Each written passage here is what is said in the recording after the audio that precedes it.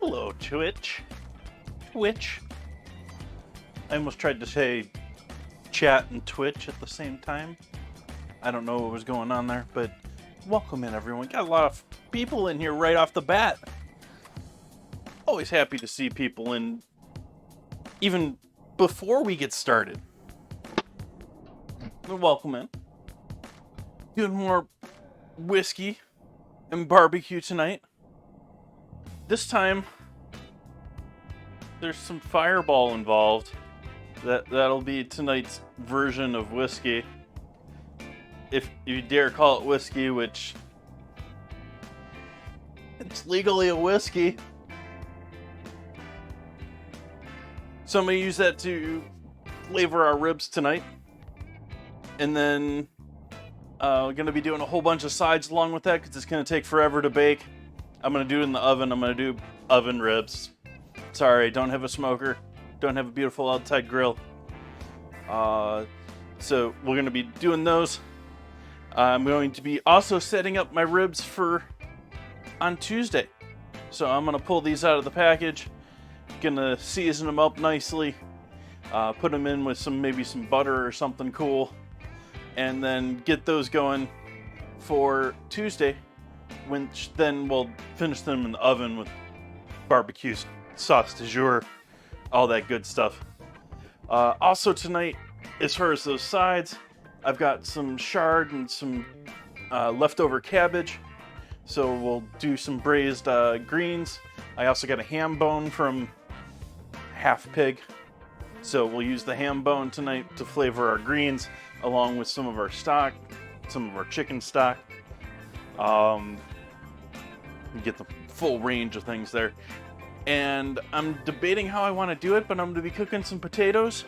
I think I might boil them, and then we're going to throw them in the oven with a bechamel to cook au gratin along with our other goodness.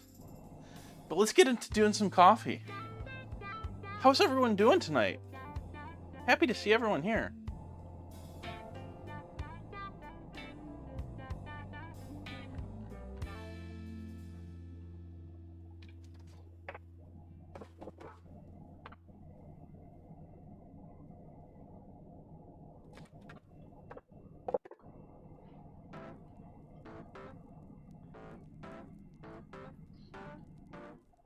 Boo. Sorry for those Australians that are starting their work week and not celebrating the end of theirs.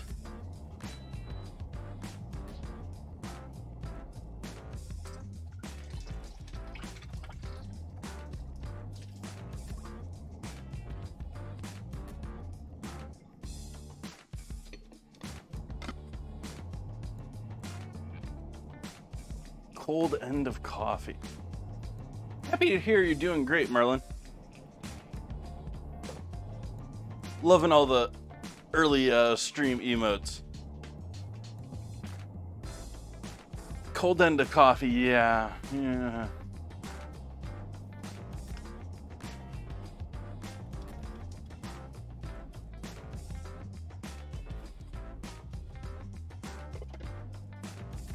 I like hot coffee.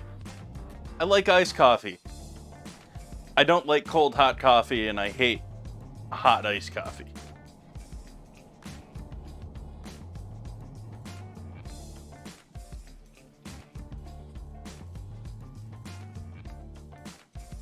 Hate's a strong word. Extremely dislike.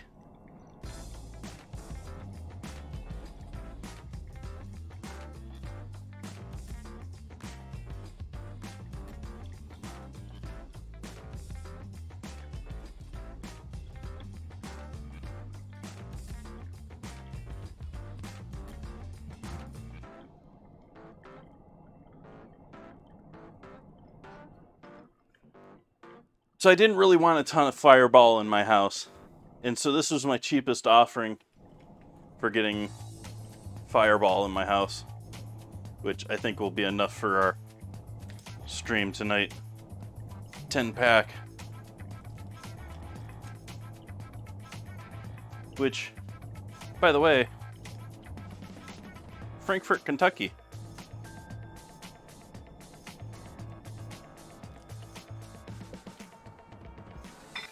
Wonder else what they make there.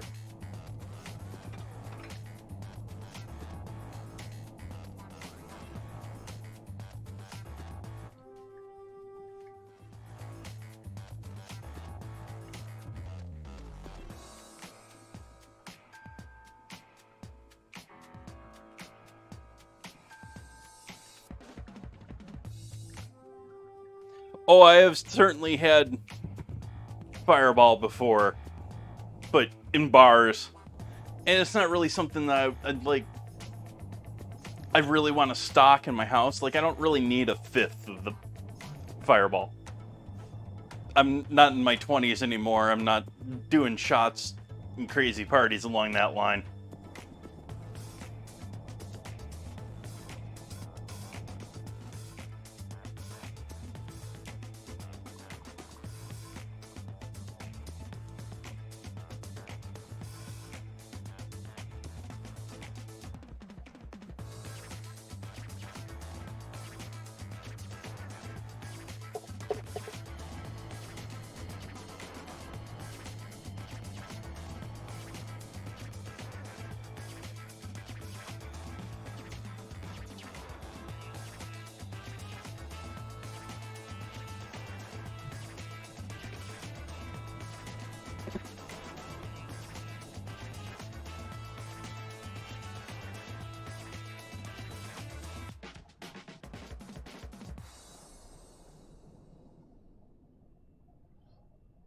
Welcome, Bun Buns.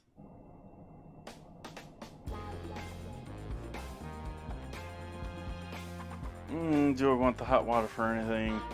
Nah. Got the sink full with water to make sure and defrost those ribs.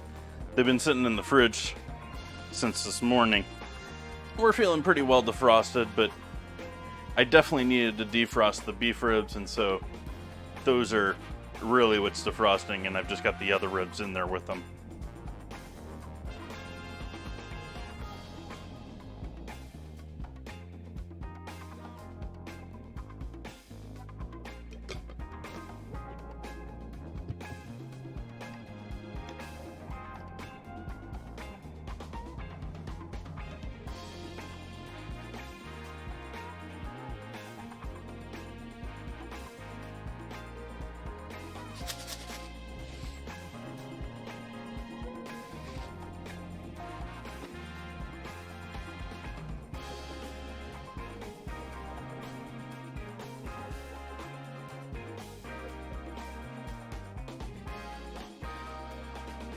We have spillage.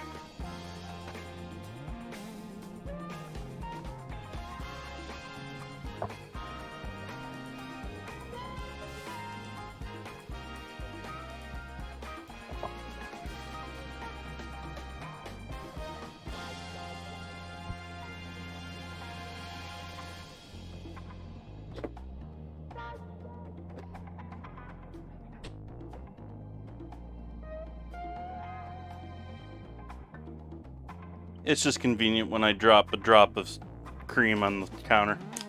And of course, the one time I mentioned that I always do that is the time that I don't.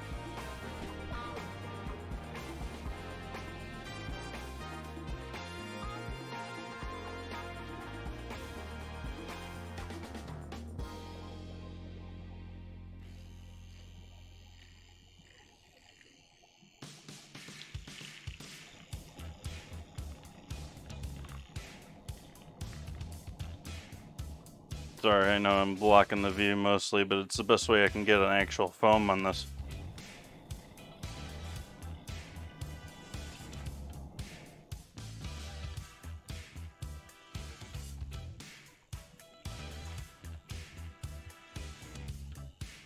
Let's just try it the way I normally do it without camera here.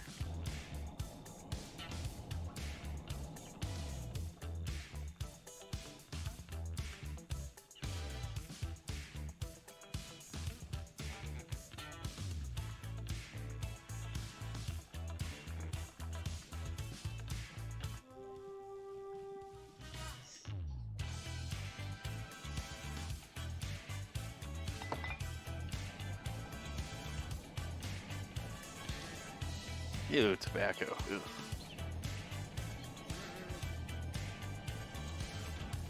More water's good. I need to drink more water myself. Cheers, folks. Happy Sunday to you.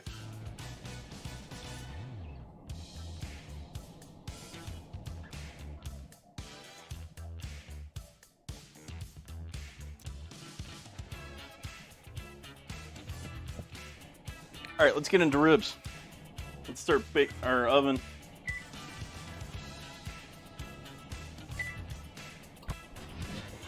Get that warming up.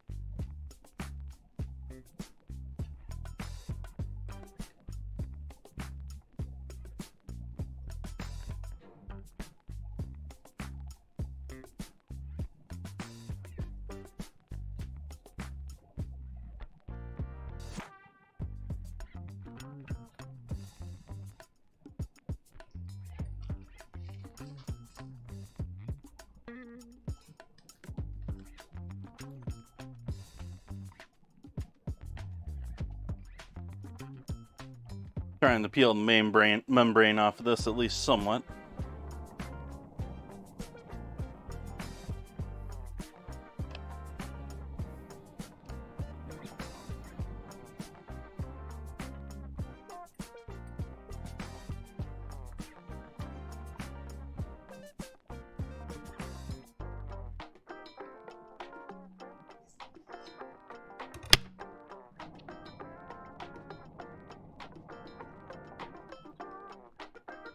Uh-oh.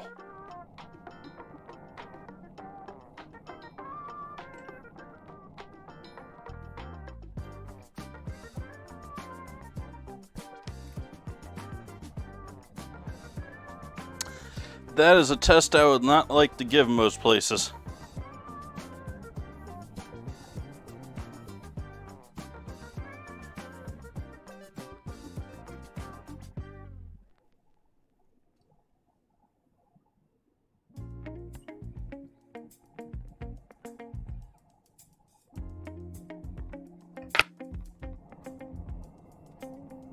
Well, that's sort of rough, Merlin, because I'm sort of doing a hybrid tonight. I don't know, maybe some people will consider it wet ribs. But now that we got that off to the side, I'm going to dry this off. We need some paper towels.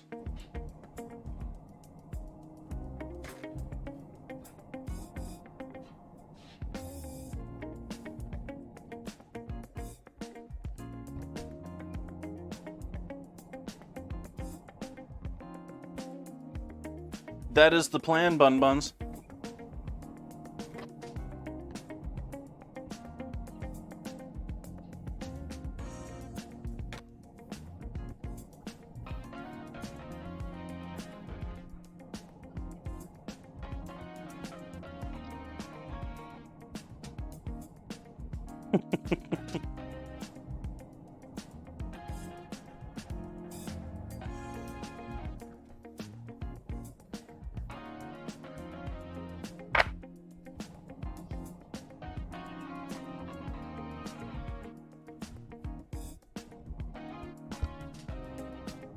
And while that's drying off to the side here,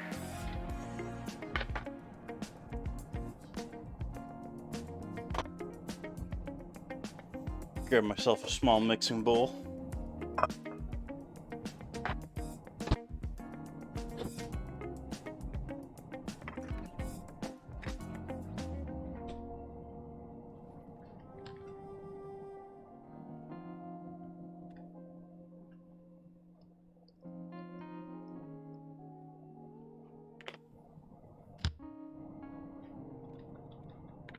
Ooh, first battle.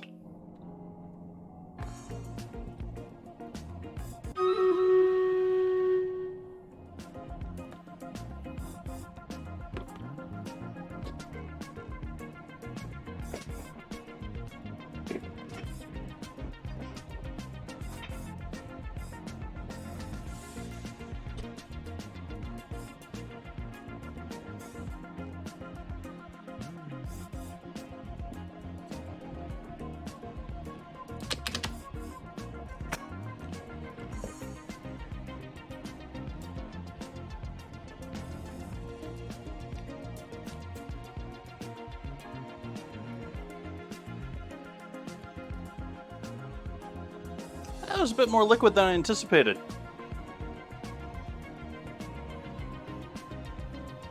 Those little bottles are packing a bit more than I thought.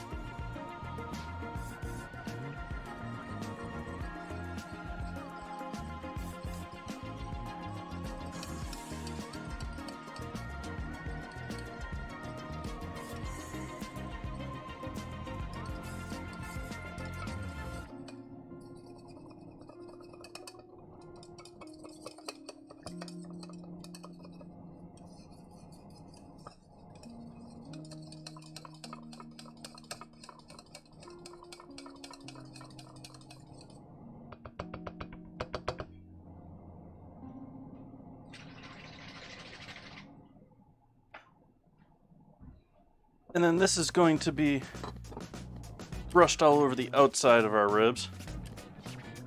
I should just clean this knife and get it out of the way.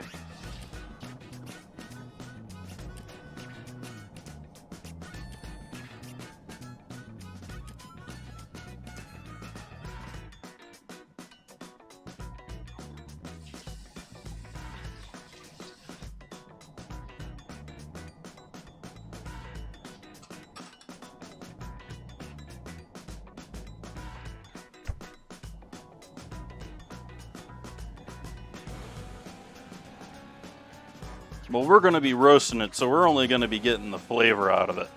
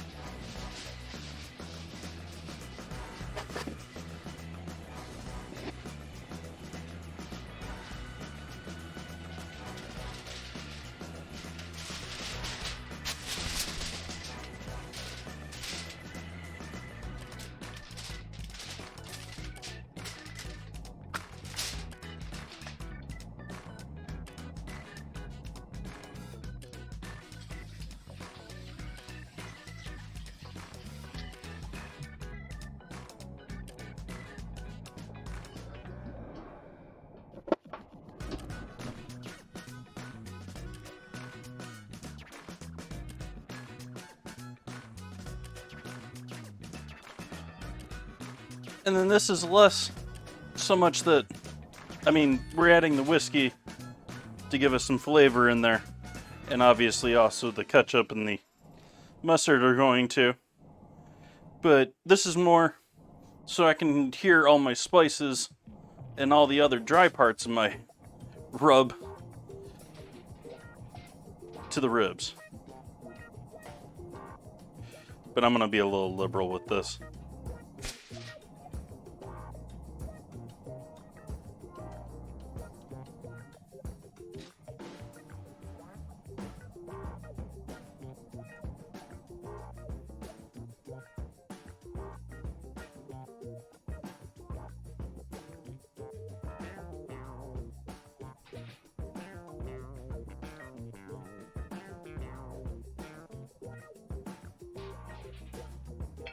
And I'm doing this knowing that I'm probably going to have to correct this after doing this.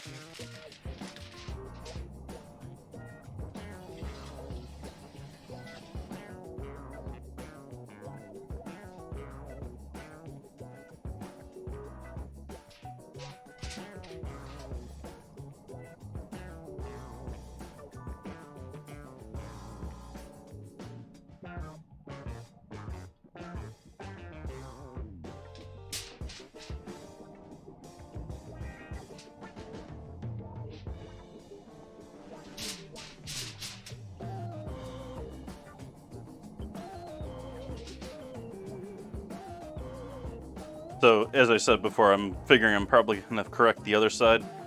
I do want to leave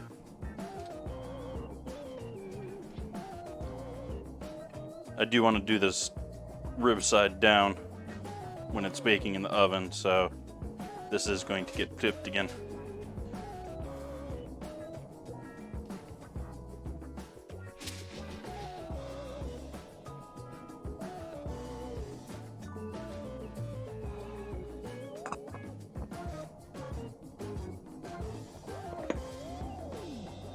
But now we can start adding some pepper or spices in there. Why don't I mix my spices up before I put them over there? That might be a good plan for tonight. So we'll do some smoked paprika.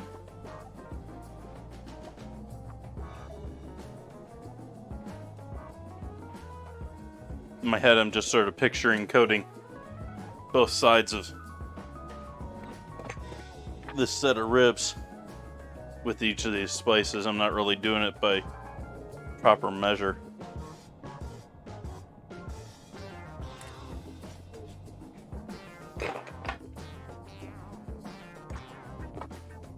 Should be looking a little bit like I don't know, it doesn't have all the white. You had mayo to that, and you got Thousand Island. Okay. So we got garlic, we got smoked paprika, we got chili. Do a decent amount of cayenne.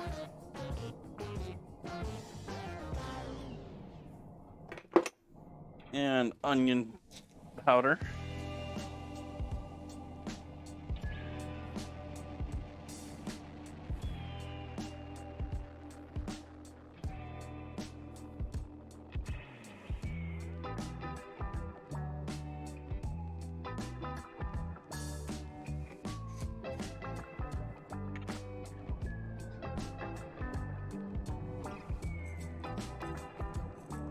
Salt.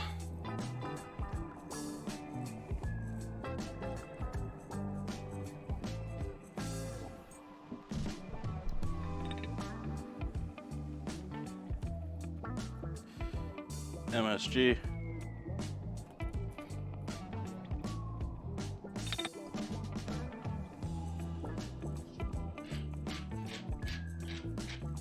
Pepper, if there's any left in my mill. It's feeling pretty empty.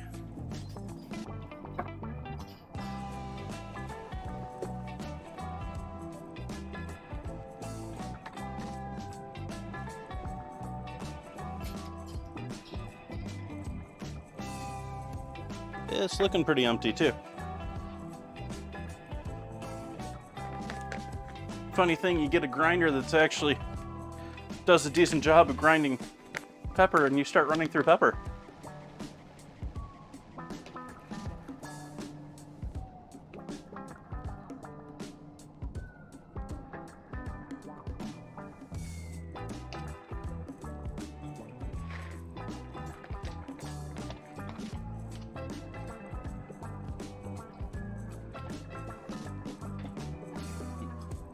That's the proper spot.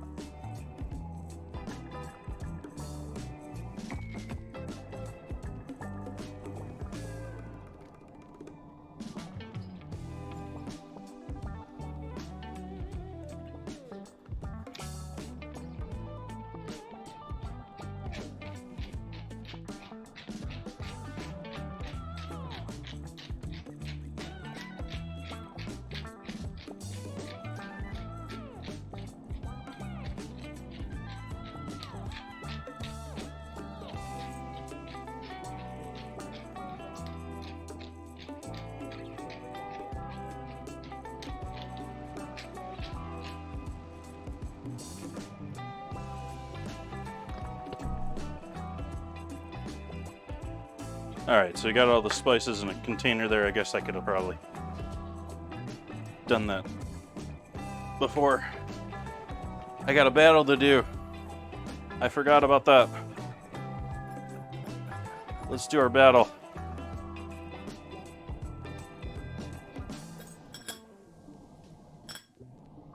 Soy sauce is great with a lot of things. Let's get our first battle of the evening going here.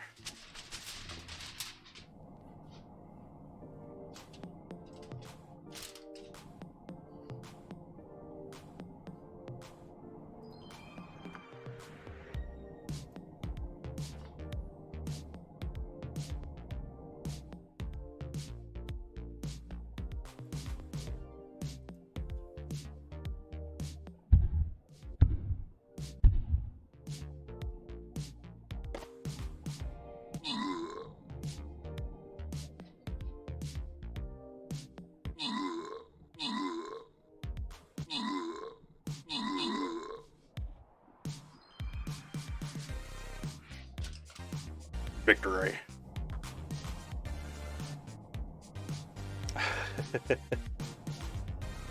Well, I could go back to, oh, do I even still have it?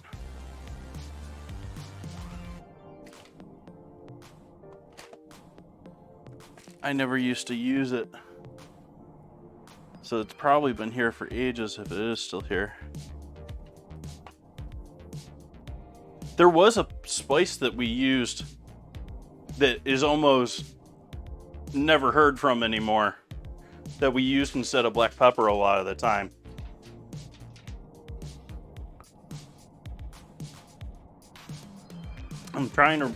I can't remember the name of it, but I had some honey that was infused with it.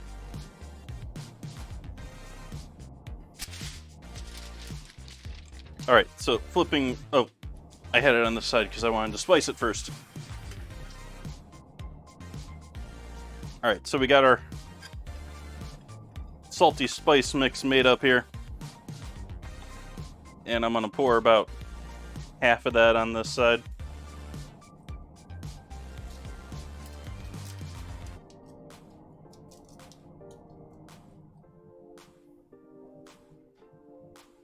Yeah, it was a little less than half.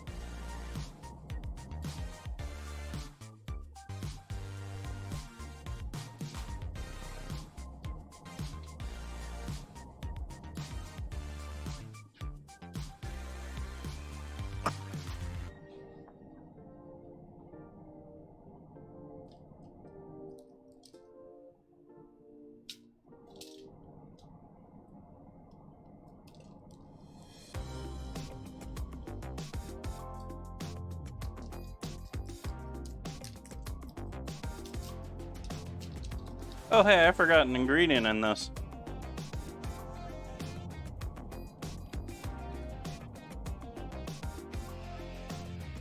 Oopsies. Camera. Yep, Stream Raiders. Camera's confused.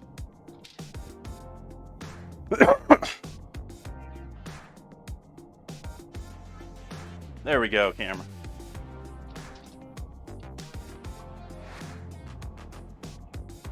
So average Joe getting those assists and Guy and Shelly getting the kills. Morocco getting the scrolls.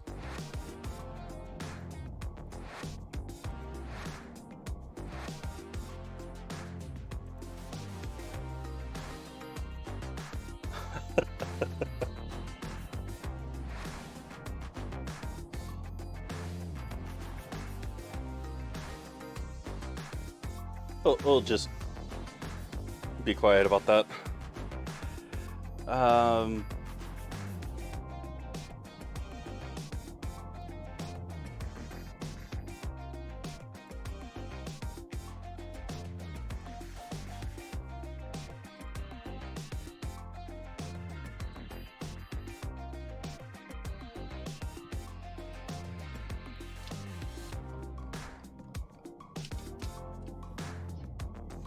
All right, so we're set for that for 30 minutes.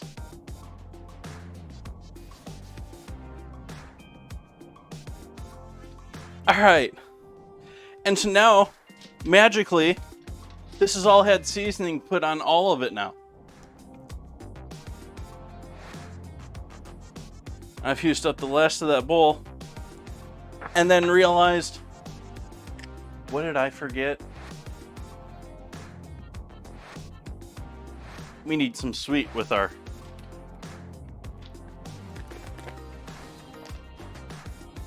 salty and umami. So we're gonna do some sugar over the top of this. Should have been in that spice mix to begin with.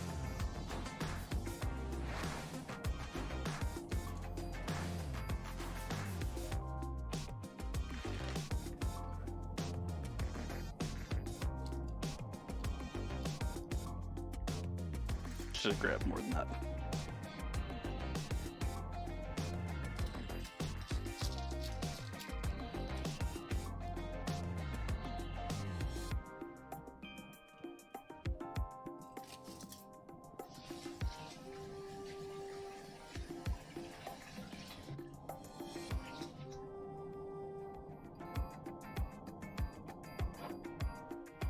Wow.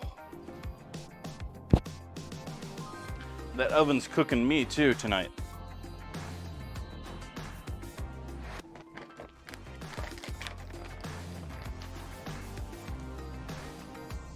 All right, I need to get this in the oven. So, wire rack on a sheet pan.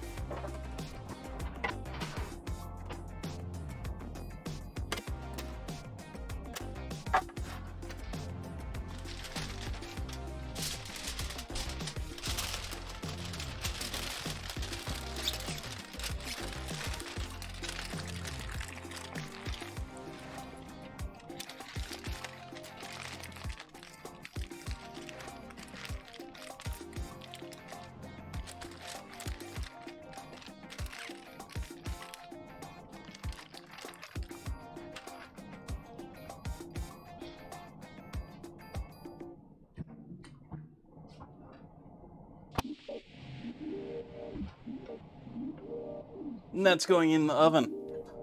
And we're gonna forget about that.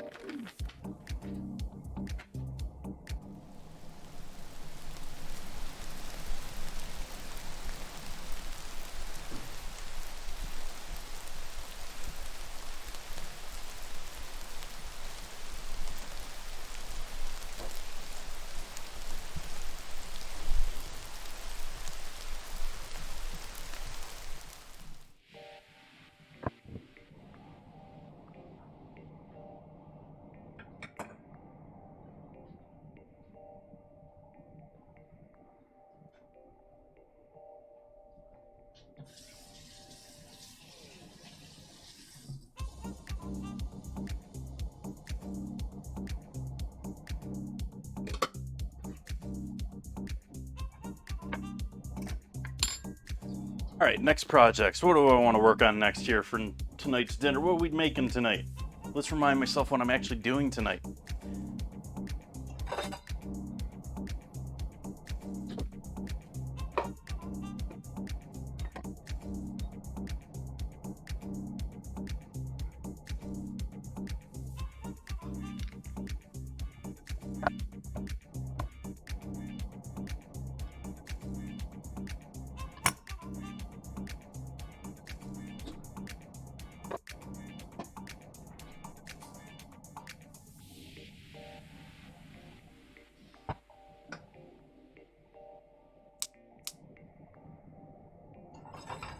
Bit of butter melting in the pan.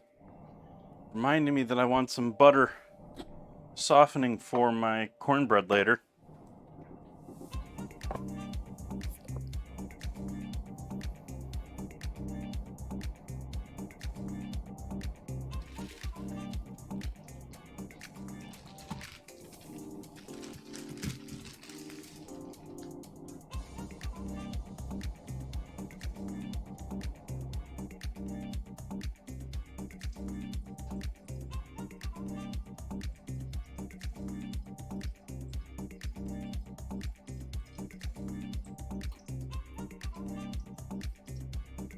get too hot butter.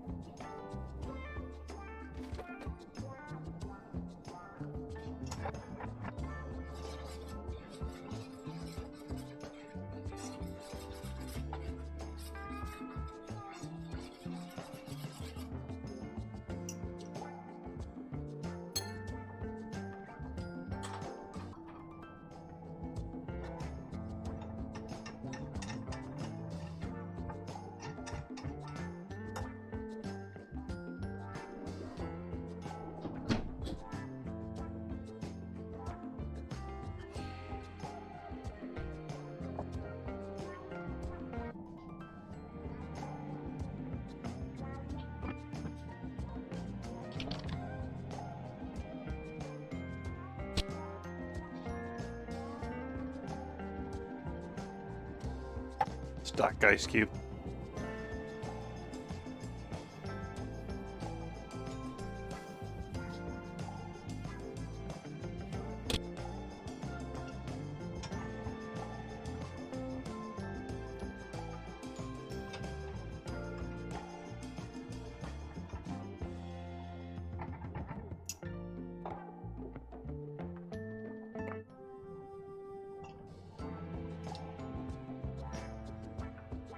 More of a flame than that.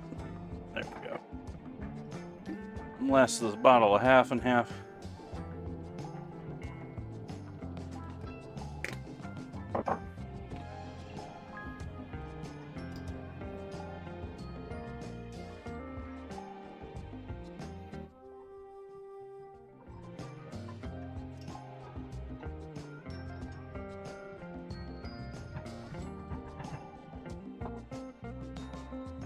We're going to need even more liquid than that. So where's my other bottle of half and half?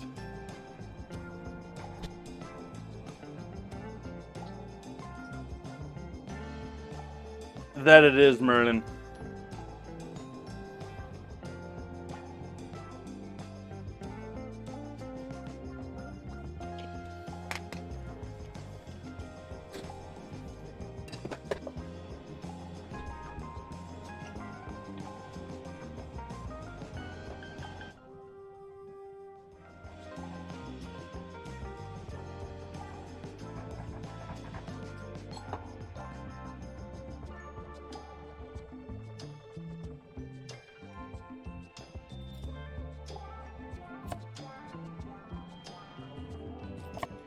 Should probably do a second onion with this.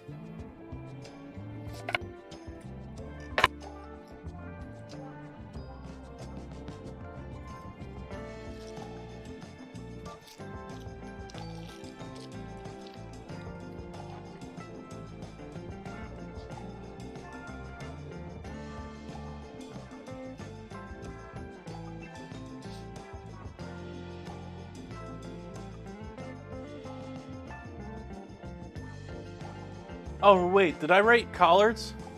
I did write collards.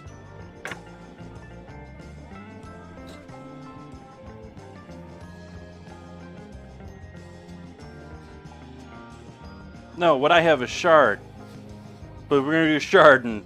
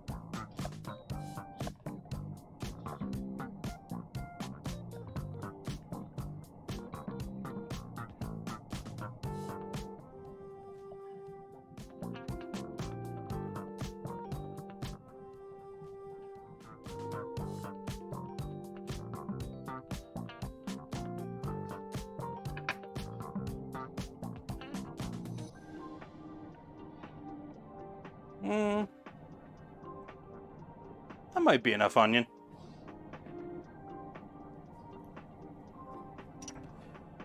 Meanwhile, with our thickening mixture back here that I've been neglecting, still haven't come up to a boil for the entire mixture there. Still got that ice cube in there just barely.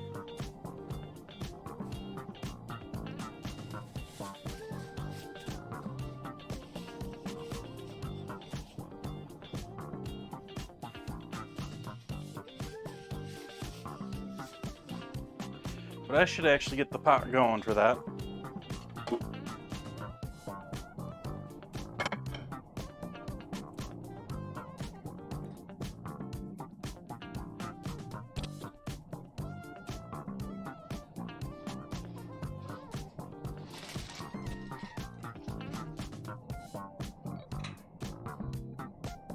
I threw that bone down in the refrigerator to defrost, but let's throw that in the sink too. Because it was actually still looking a little frosty. The ribs defrosted pretty well.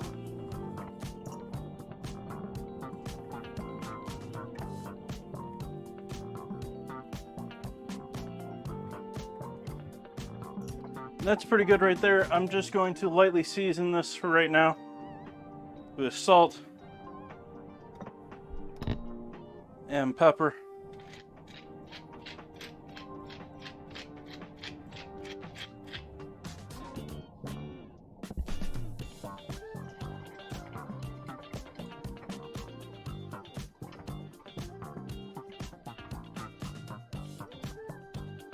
Set that on the back burner to hang out with a really low flame on it.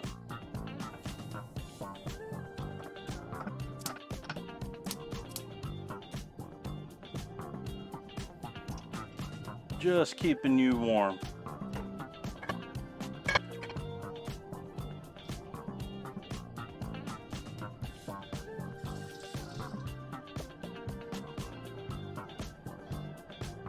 So before I get into cutting the greens, we need our pot ready for the greens.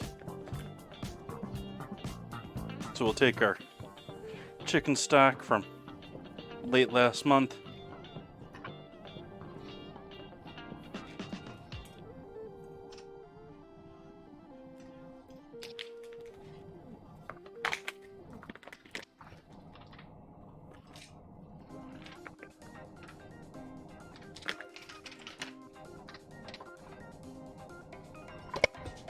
Give that a quick melt.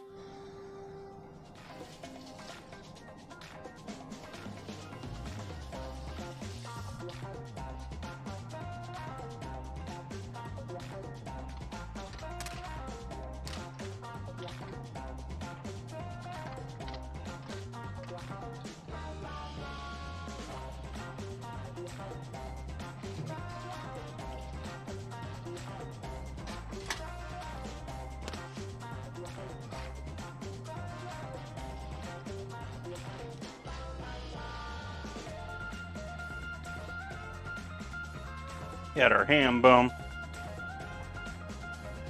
Just doesn't even fit in there with the ice.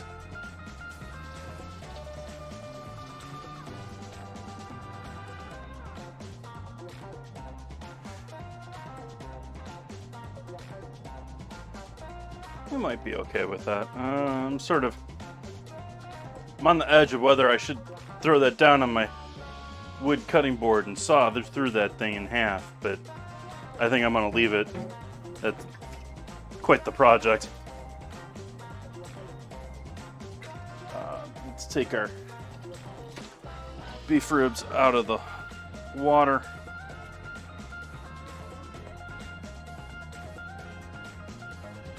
What's your question?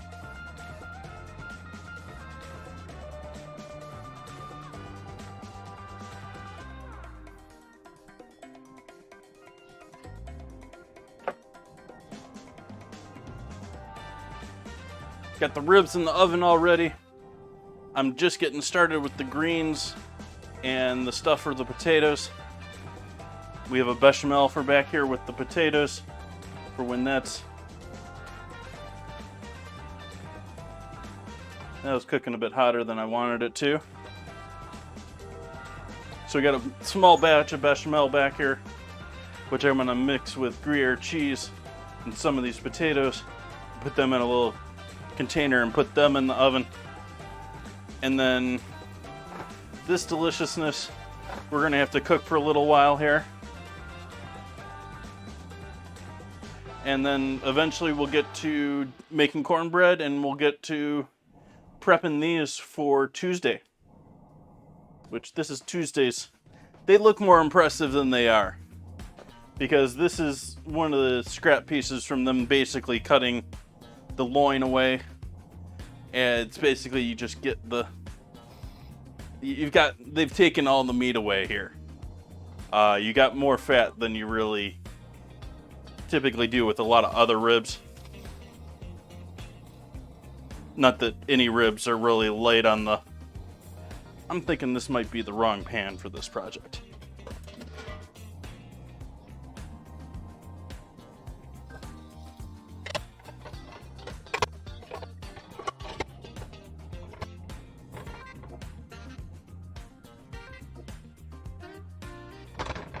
Yeah, that one the bone actually sits down in.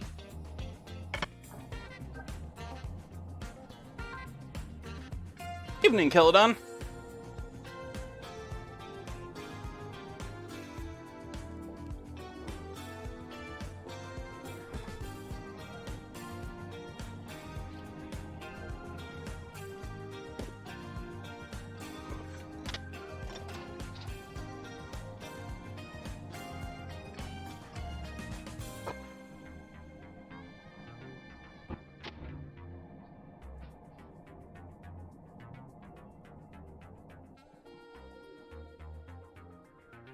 Favorite dish I've ever cooked. I don't know if I could pick one. Favorite dishes, favorite foods, favorite... the vast majority of that, a very, very, very small amount of those are... Excuse my drain. Made by the food. The most powerful and most meaningful dinners and stuff I've had, the food hasn't been really the thing. I've been to some really nice fancy dinners, but as far as dinners that I've had that were the most memorable, they have much more to do about family or friends or...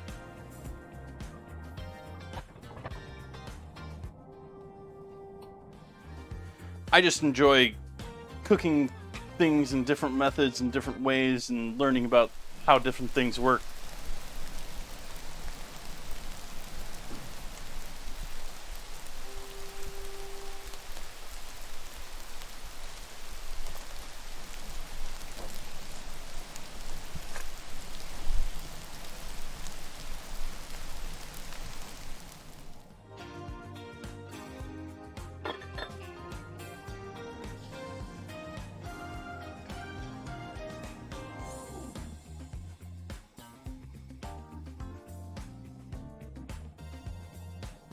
Add 2 cups of water in with our 3 cups of stock and our ham bone.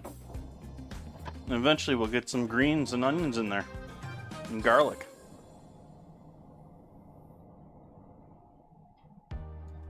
Yeah, I need another onion for that. Using sweet onions because that's what I got in the house, but I'd probably normally use the reds that I normally buy. for this process. We're going to be cooking all these veggies long enough that we're going to cook any of the bitterness of the harsher onions out.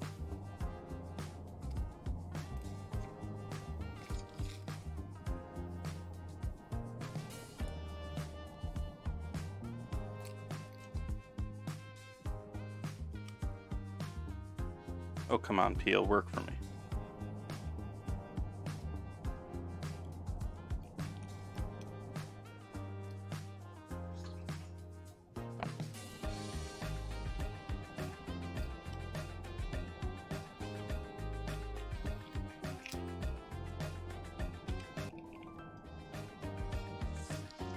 Getting used to cooking on stream, apparently. So I heard a sound behind me, and for the first time I noticed, my initial reaction was not to turn around and look behind me, but to look at my screen and see what was going on the stove.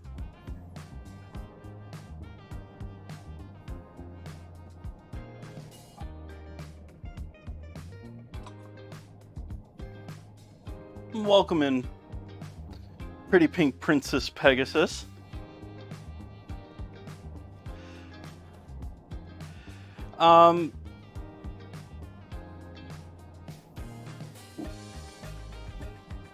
You haven't heard what's stock. Stock is a flavorful liquid that you've created typically from scraps in your kitchen, or I typically make it from, in the case I buy whole chickens, I break down the chickens and use the meat for different dishes at home, but I save the bones, and then typically the wings too, because I don't make wings a lot, and I'll turn that into stock, which then I'll use to cook greens and cook other things, use it to cook your rice and other things, give it a huge amount of flavor.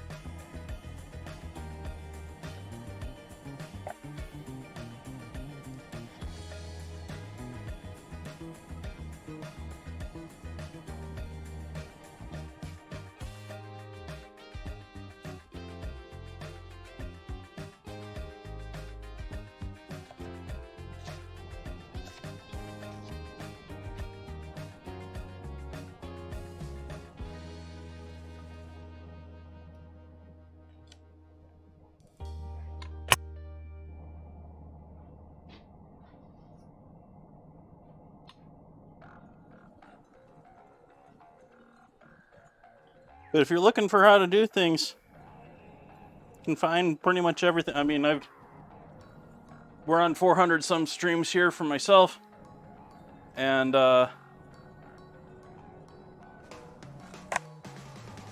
plenty of other resources, whether books or other video sites.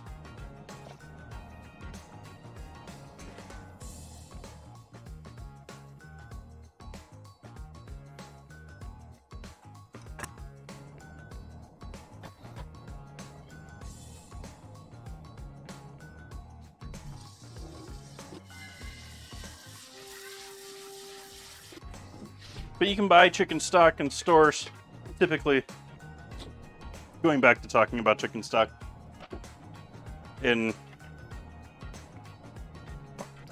containers. If you don't make it at home yourself.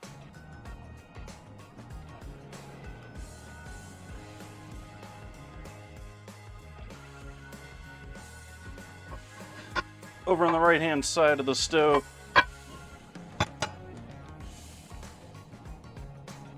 I'm gonna get my garlic and onions going here. Do I have anything decent for garlic left?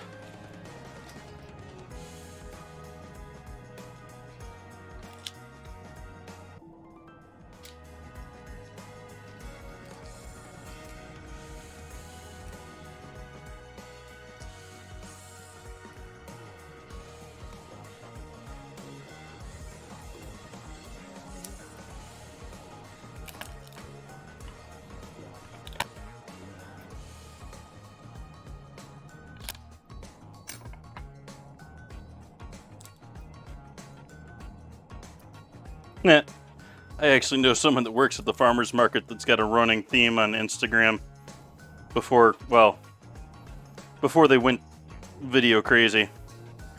Of different things she found at the farmer's market that were bigger than her head.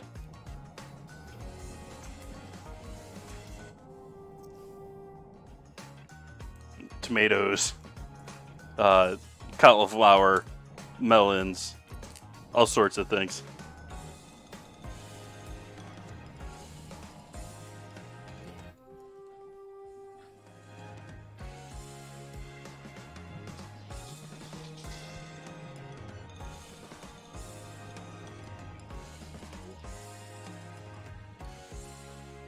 Why you want beef bones, Celadon? You want veal bones if you're going for beef.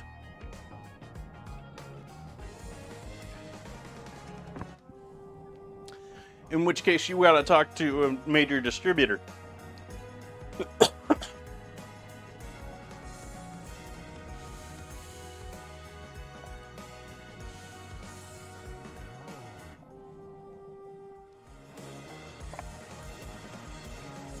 You rarely find veal bones outside of commercial access or veal products. You have to get them from like a distributor, because veal bones are a byproduct of the dairy industry, and so all the dairies are all working with the meat processors for their other cows already.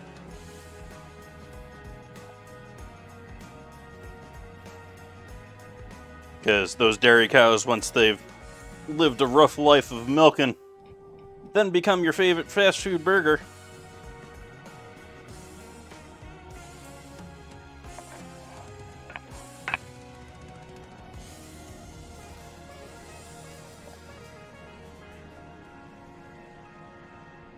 Marrow is delicious, but yeah, you want to get bones that are marrow bones for that. Like, not... You want bones that are thick enough that you're going to develop enough marrow that you can actually go in after them. And you also want... Certain bones are just not good for that.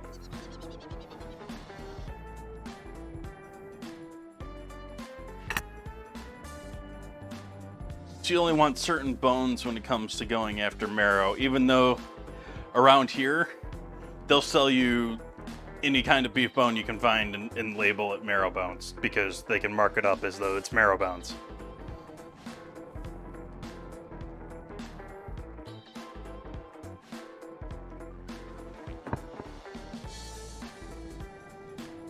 So heat on the right burner over here. Or left burner, sorry. That's right, this is left. I apparently can't tell them apart tonight.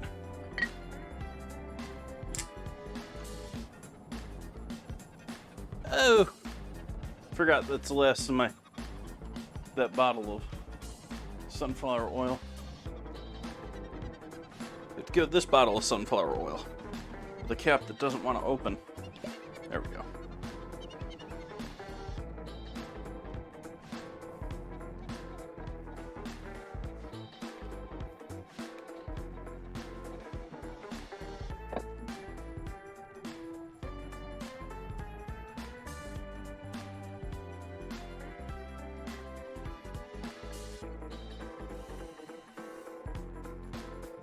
Oh yeah, there's all sorts of stuff with...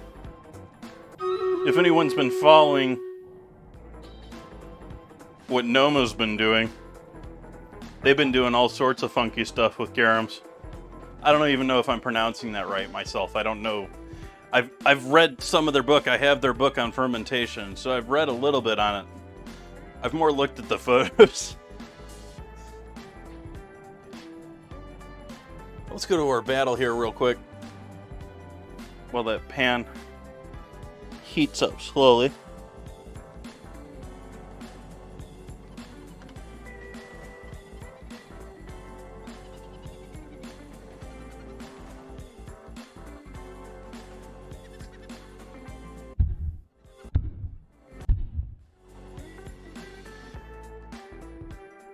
Like, they made...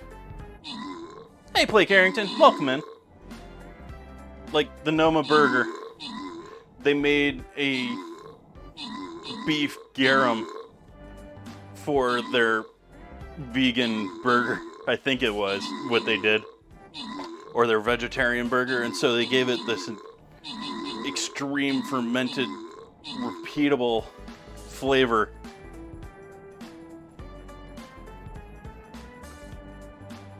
Victory. Pigs really can fly, getting those assists. Even distribution there, we got some decent kills there for everyone. Will Poker and Hudaz getting the scrolls. Boss defeated. Oh, okay.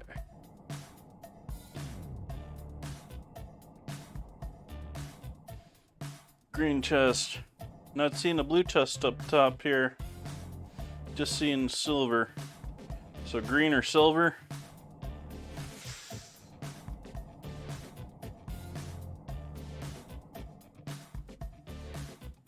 I think I'd probably go for the silver over the green. What do you think, folks? Let's go for that silver one.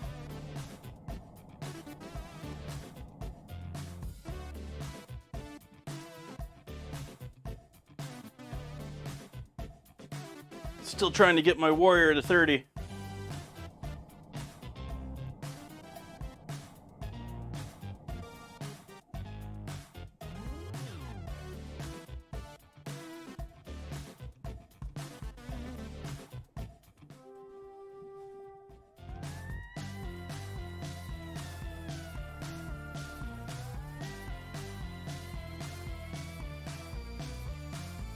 Let's take a quick look at our quests.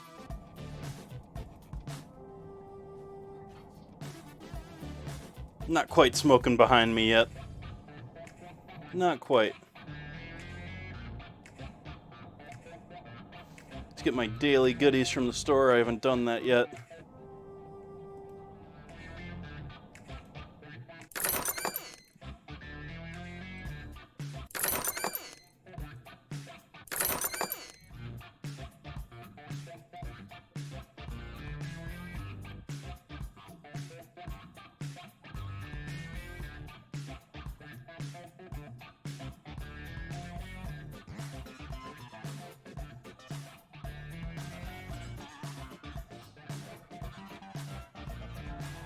Turn the heat back up there on that pan.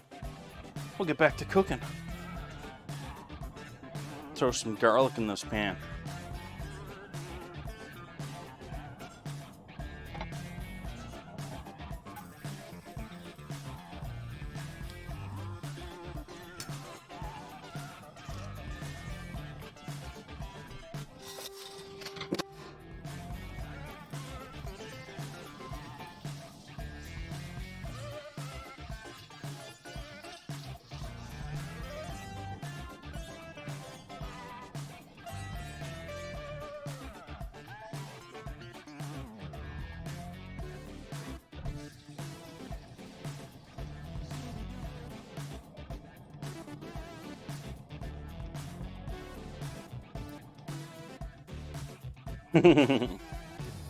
Yep, it is quite amazing that we get strawberries here basically almost all year round.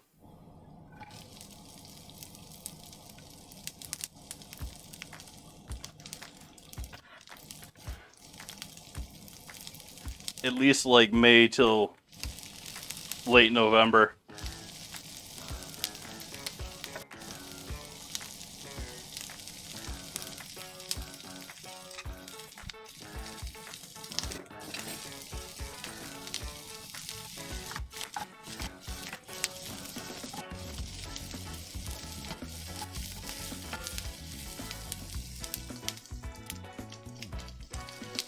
Bit of salt. Let's hit everything that hits the pan with salt.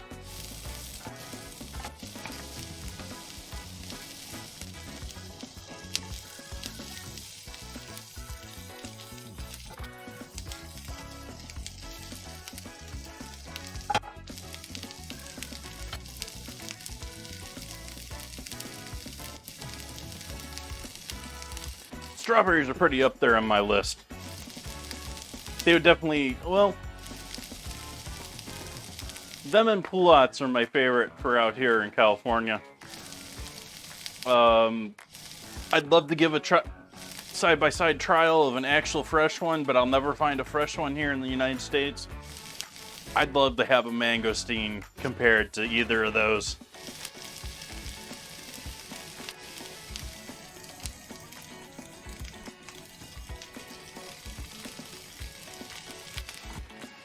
I've had a mangosteen on a couple of occasions when I was in China, but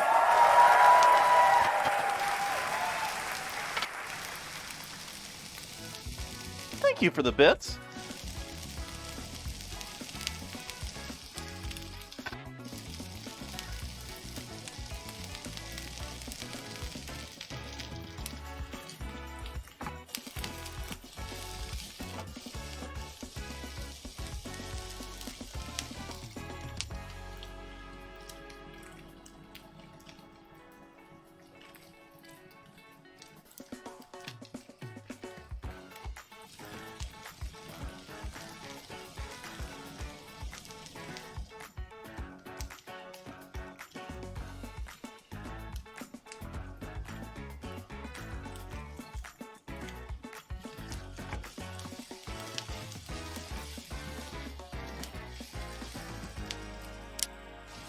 I'm going to turn this up a bit because primary focus here is color, not necessarily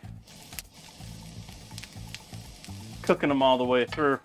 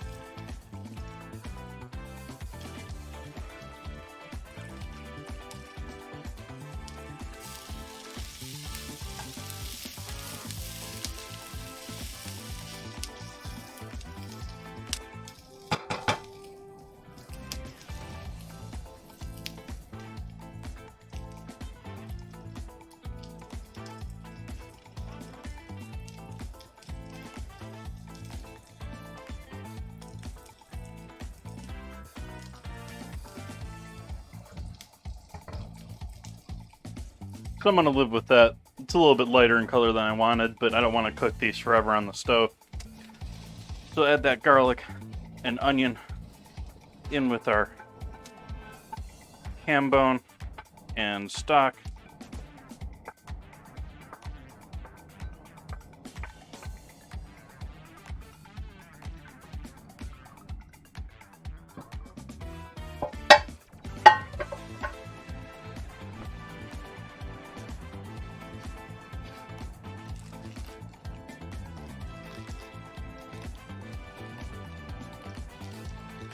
Next, I think I'm going to get these potatoes going.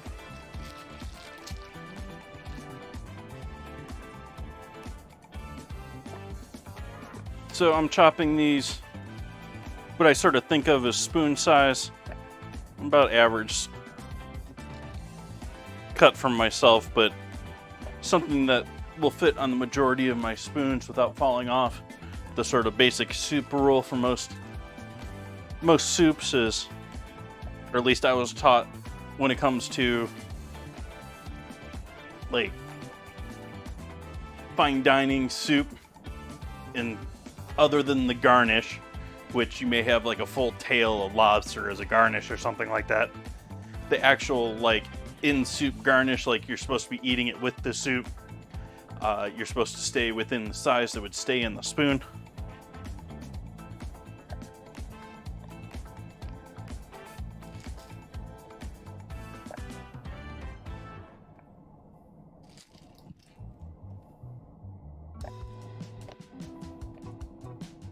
I think that's probably enough for tonight. guesstimating on the size of my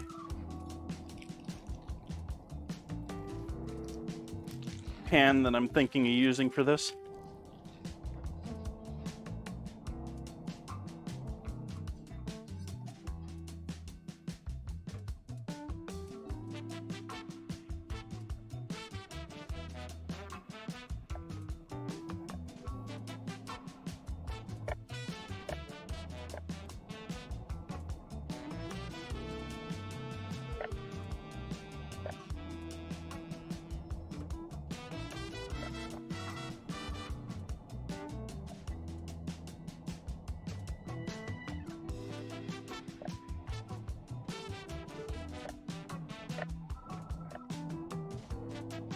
You could probably easily cheat this with au gratin potatoes instead of, or not au gratin potatoes. I'm making au gratin potatoes, but with the square diced hash potatoes you can buy frozen from the store.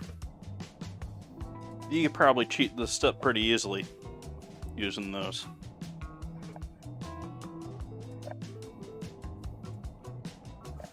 Because I'm going to take these and then I'm going to cook them. Which the frozen ones are typically par cooked. So they've already been cooked, but they just haven't been finished.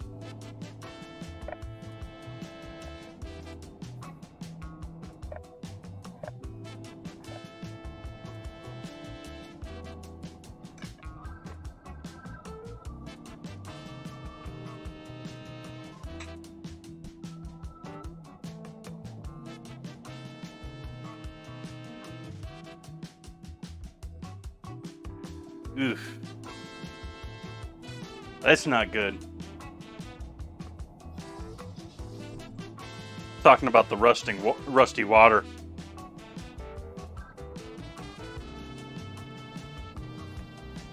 Usually means they're changing pipes, which is not necessarily a good thing.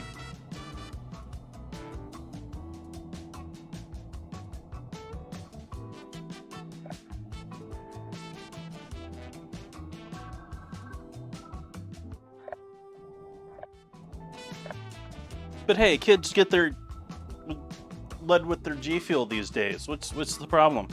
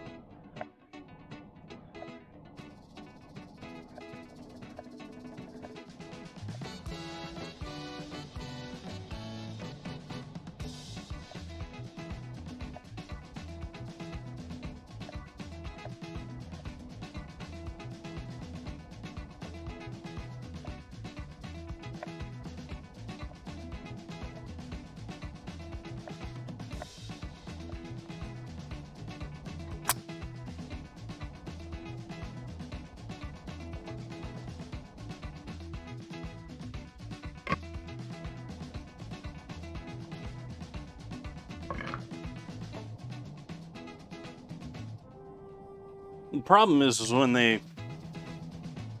that happens, it can last for a long time until whatever is washed itself out or a new corrosion layer builds up.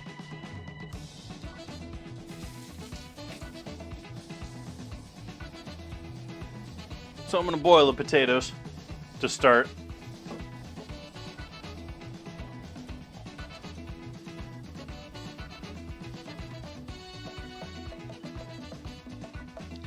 Yeah, there's certain parts of both college and high school where, you know, it's just gonna be awkward.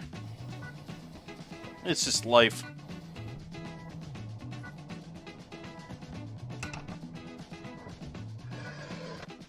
I forget where I said that the other day, but someone was talking about reliving their high school days, and I was like, but they were reliving them badly. It's like, is there such a thing as good?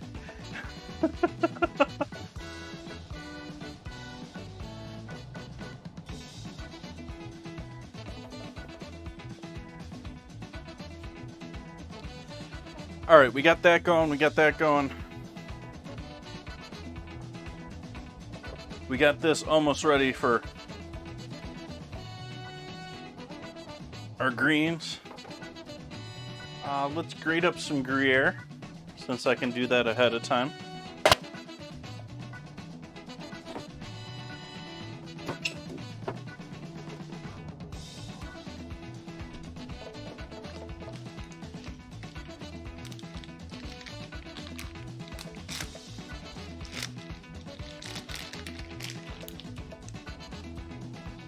Oh, gotta love that.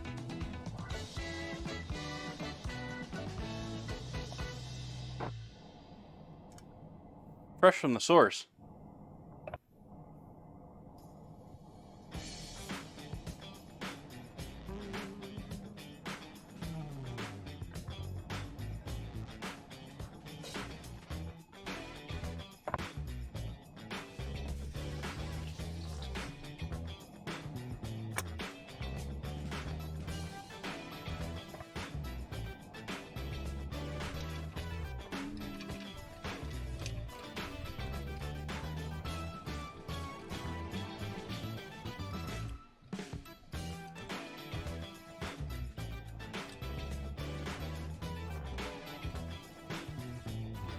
Yeah.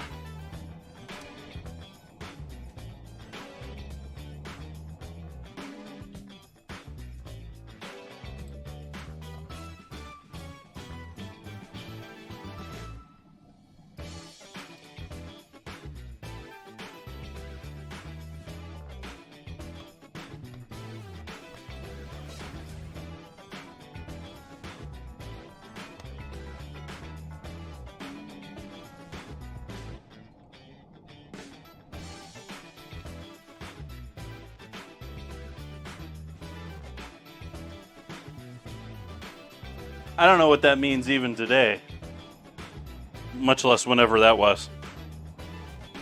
Which is obviously a while ago, because sounds like you made it through both college and high school.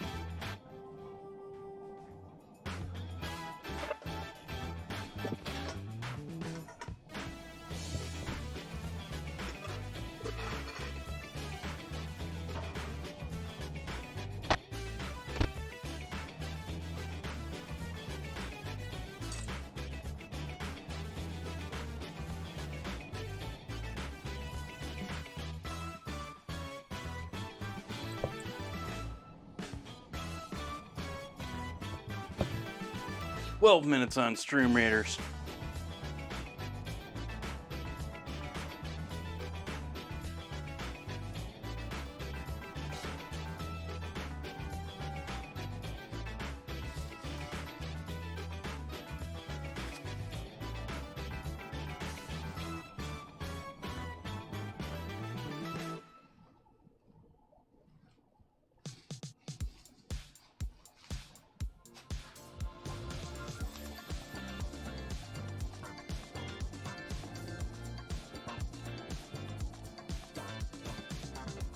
I'm just checking out my leaves individually. Make sure that they're, other than being crushed from being packed and delivered, looking okay there.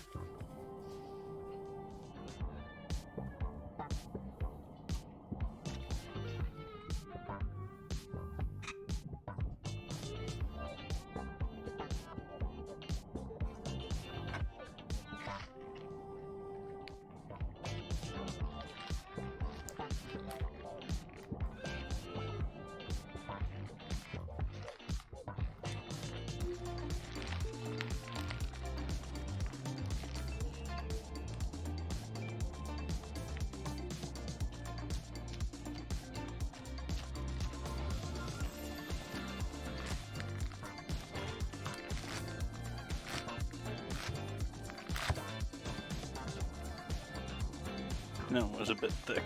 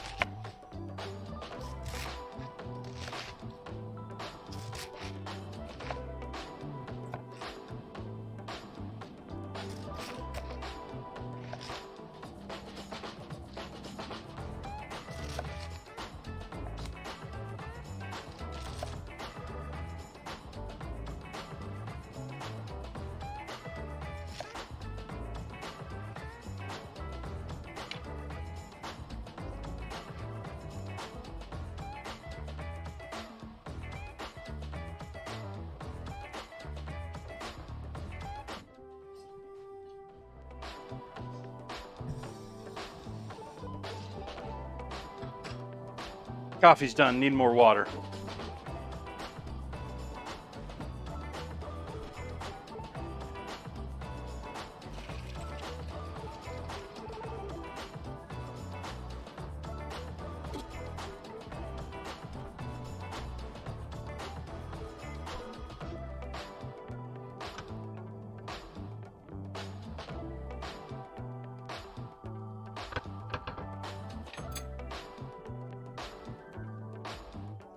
And now these are all going in the braise. We're gonna start cooking these slowly, along with all that other loveliness in the stove, on the stove.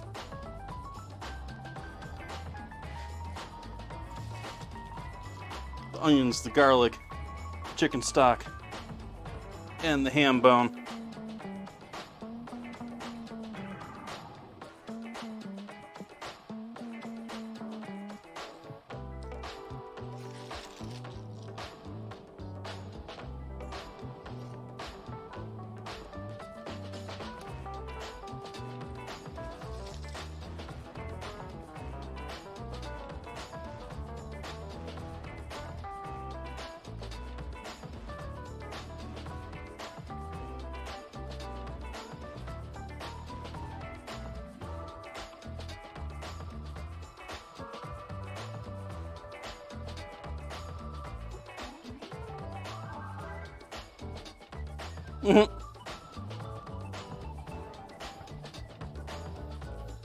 Well, I like iceberg, so meh to them.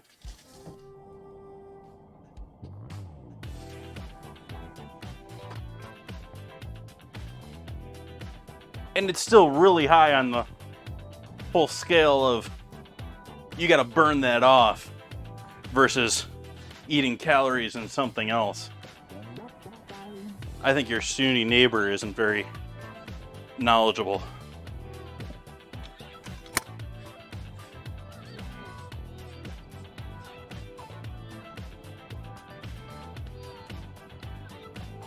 Like, yeah, there's a number of salads in this world where just give me romaine or just give me iceberg. Both cases. Like, just give me romaine for a Caesar. It's what's supposed to be there. Don't mix in arugula. Don't go fancy with other stuff. But, you know, for taco salad, I want iceberg for a taco salad. Which sounds damn good. I should make a taco salad sometime soon.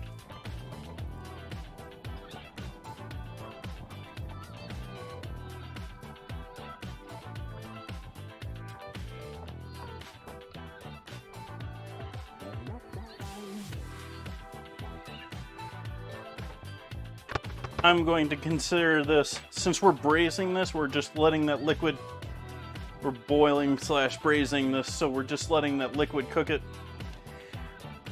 I'm going to go light with the salt at this point. I'm just going to do salt to flavor at the end. It's not where we're like actually sauteing it. We actually want some salt in the pan with it or something like that. Rocket's good stuff.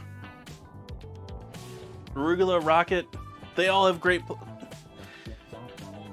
I want rocket or arugula or something along that line. If you're gonna give me like a blue cheese salad with a steak, like that was one of the dishes I did at one place where we had a nice steak, but it was nice enough that even though most of the things in the restaurant came with sides, it didn't come with a side. Not my menu. But it came with sauce on the plate. It had a nice peppery salad mix to it, and then chunks of blue cheese that would just all go great with that steak.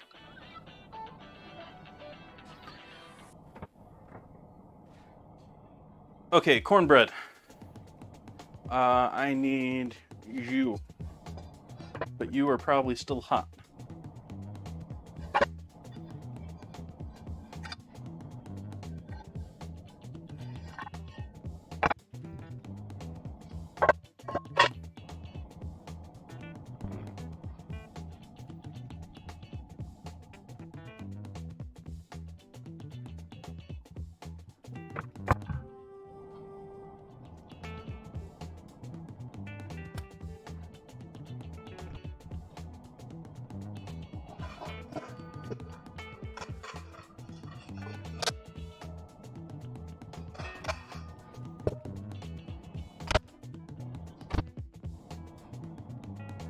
Yeah, I did that once trying to actually show off when I was staging in a kitchen at one point. They put me in charge of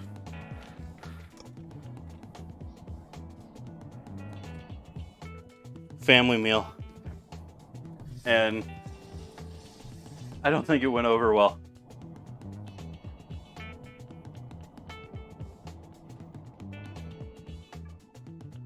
Even though the chef said I could use it for anything I wanted, I didn't think the chef really loved it either. I thought they saw it as too pricey for turning a green into a sauce. Okay, we got enough boil on our potatoes. I'm gonna cut the heat on those, because we don't have to cook them through completely. We just want them like we're doing fries. We want them like 80-90% of the way.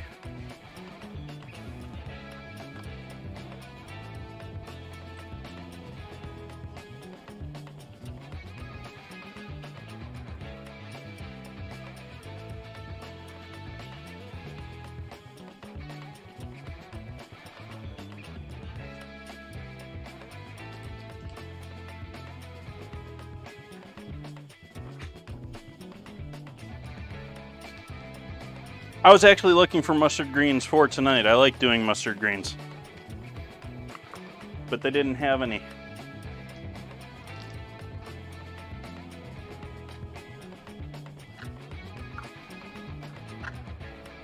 We'll start off with some cornmeal here.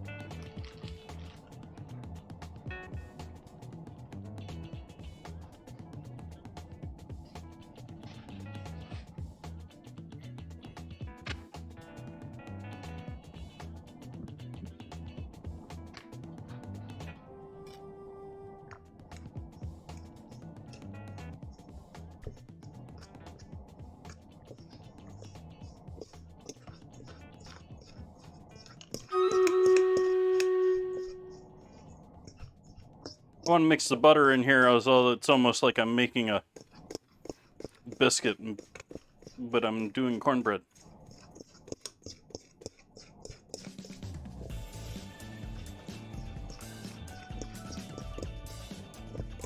And we got a battle to do, so let's go do our battle.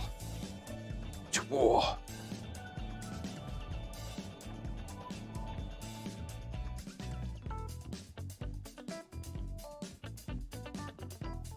What did we end up having here? Just the one guy in the corner? Awesome.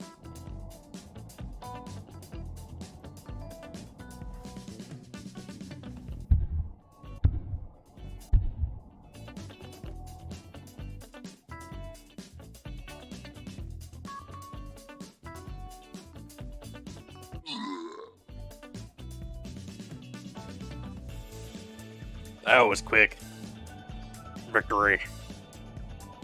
Will Poker getting that kill. It's the only stat in the whole battle.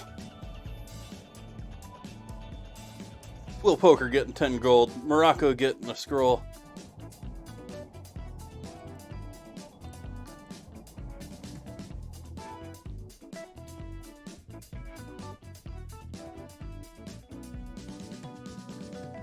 Thought it was Sunday. I don't know about that anyways. Well, let's start out here.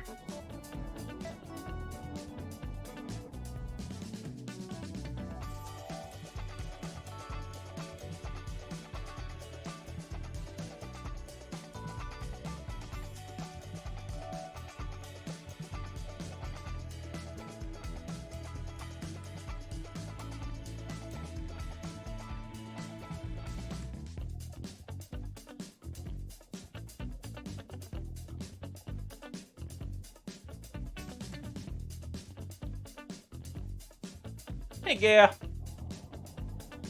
Gaia. Gaia. Welcome. Where's my pie?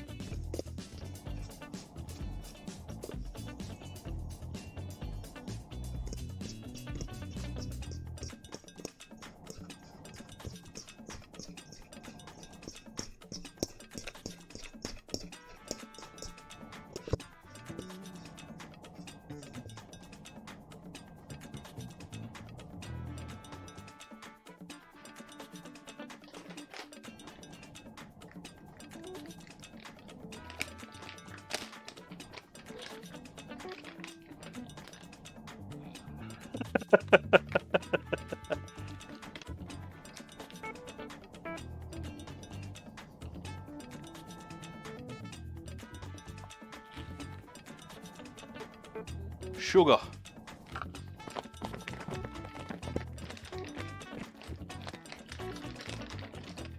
Oops. That was more sugar than I was supposed to do.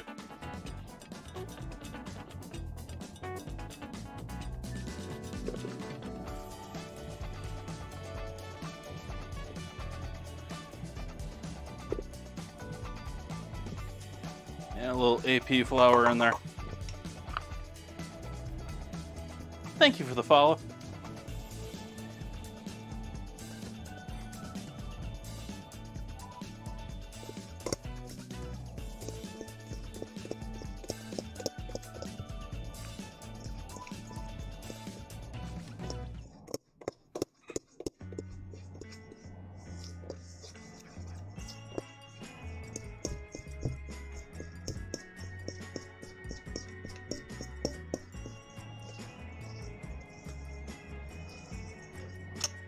Alright. Just got that. Salt, baking powder, and baking soda.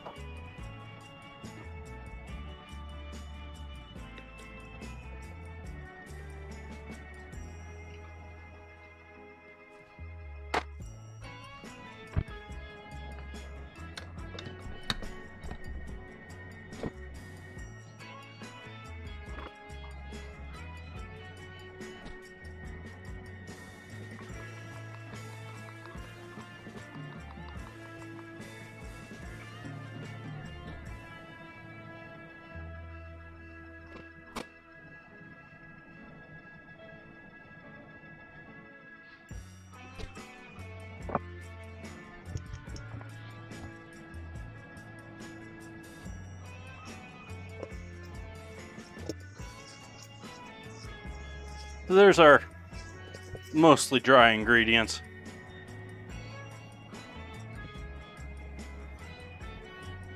Separate bowl.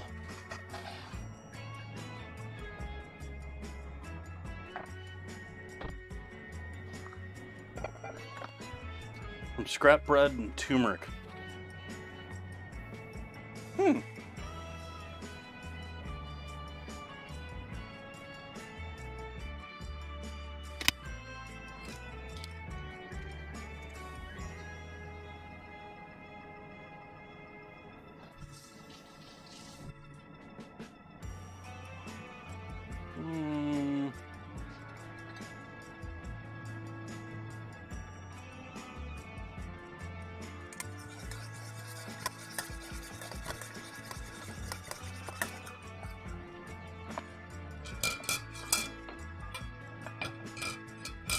Stay. Stay.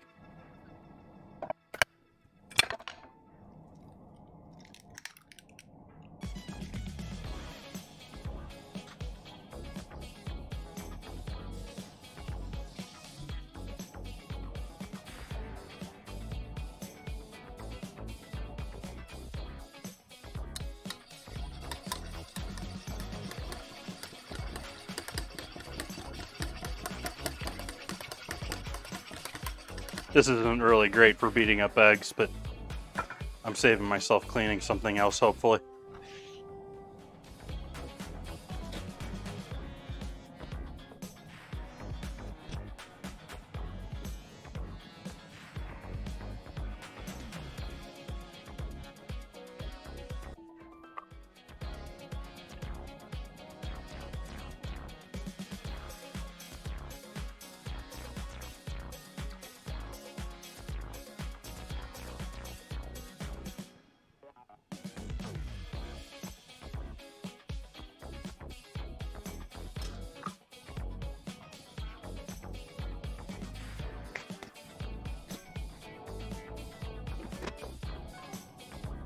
You want to do any jalapeno, any other spicy mixes in here, this is where you do this. If you want to do any honey, also this is where you do that. I am doing neither of those tonight.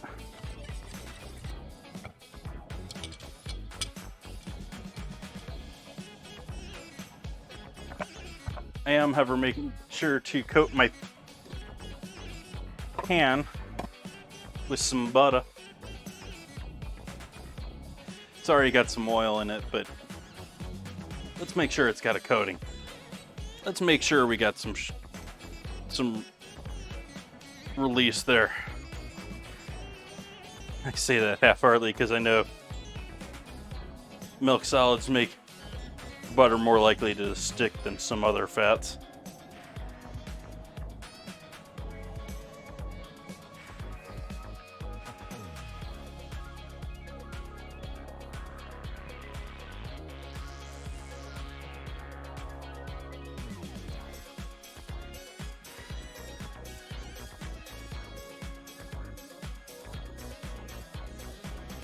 Then we just throw this back in the fridge like it didn't even happen.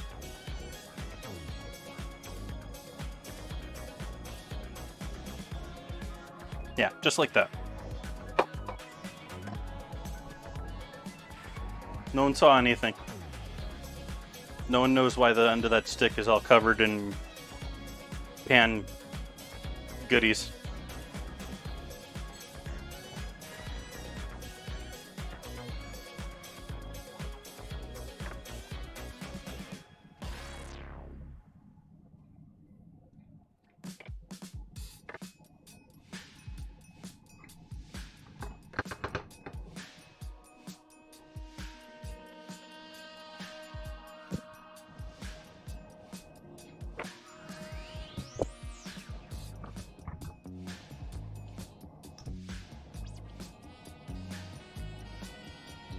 Hi, Merlin.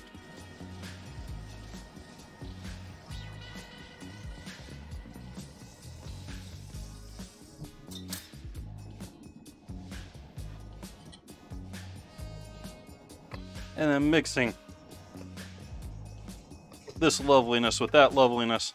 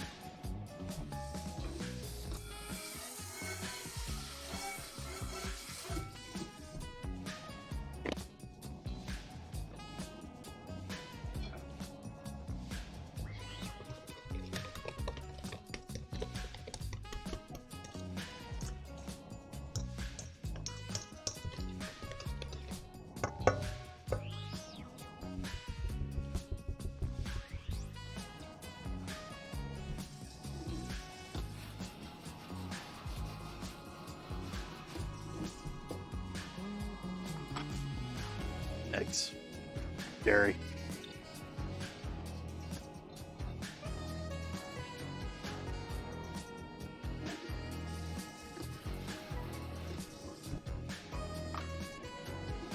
All right, so we got our cornbread. I was waiting for someone to make me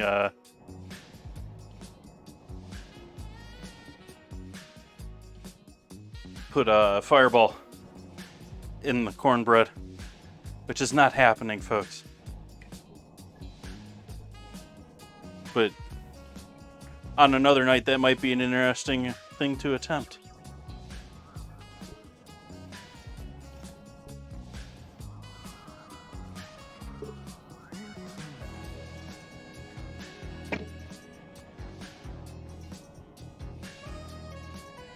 And we'll set this aside for later in the oven.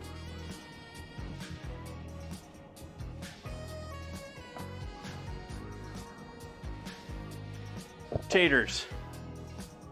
Taters.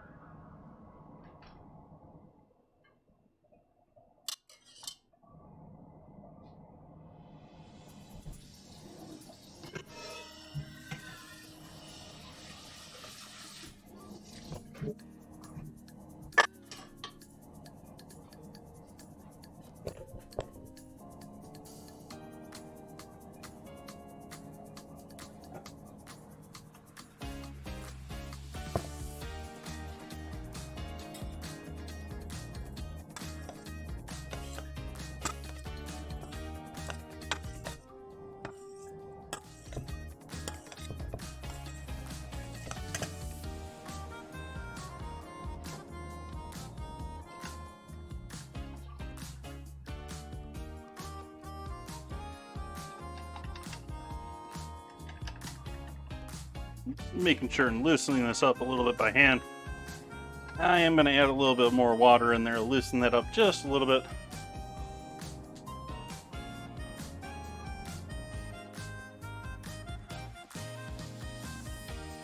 You gotta consider that this is going to have to deal with the cheese and the cooking in the oven. So there's a little bit, need it to be a little bit thinner than that. May want it to be about that thick when I finish, but not yet.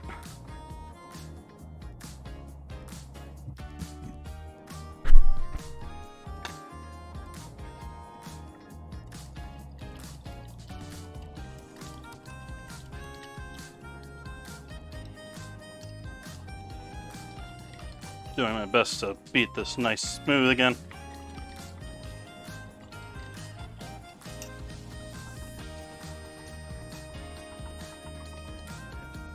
There's a lot of great dishes that you can make that are super simple that just don't translate to TV world or streaming world.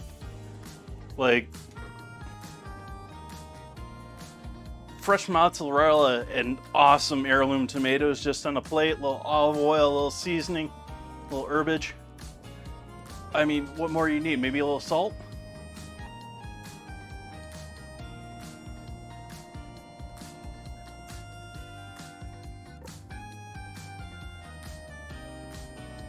And that's actually, I mean, that's a lot of fine dining these days, is getting those rare and just absolutely awesome ingredients and serving them simply.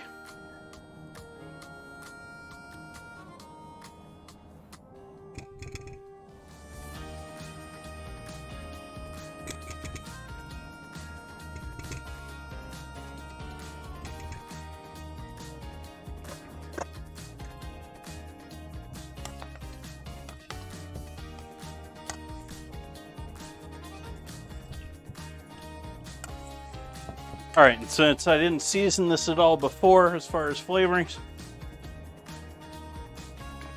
I'm cheat and use Italian herb mix. Just a dried mix of rosemary, parmesan, or rosemary, oregano, marjoram, sage, a little bit of garlic in there.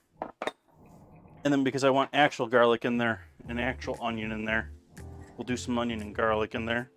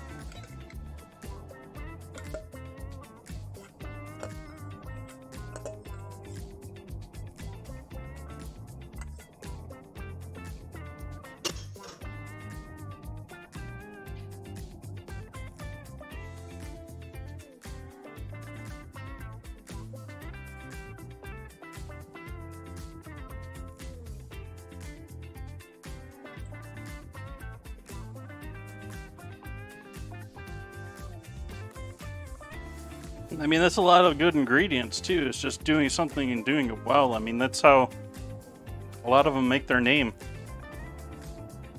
They make the perfect combo of lardo in the same spot for 100 years and, oh hey, the government protects it.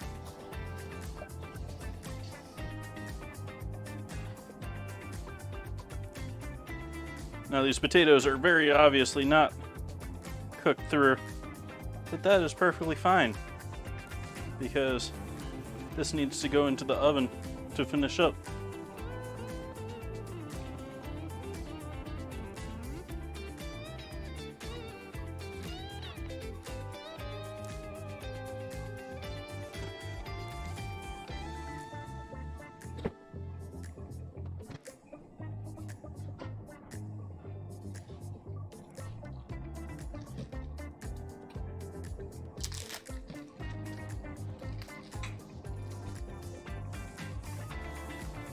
And a little of the good Parmesan on top.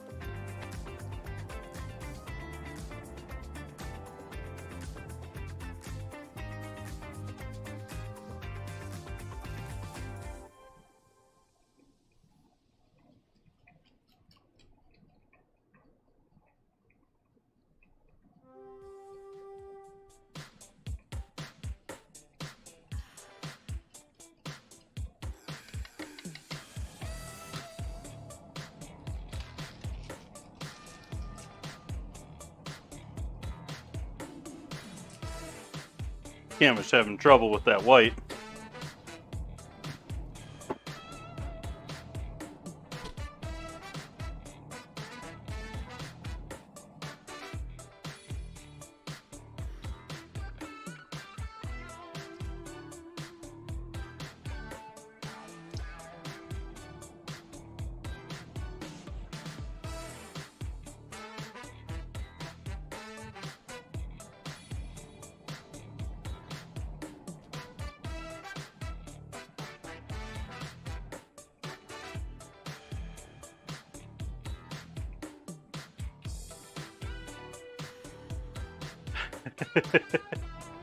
There's all sorts of stuff that,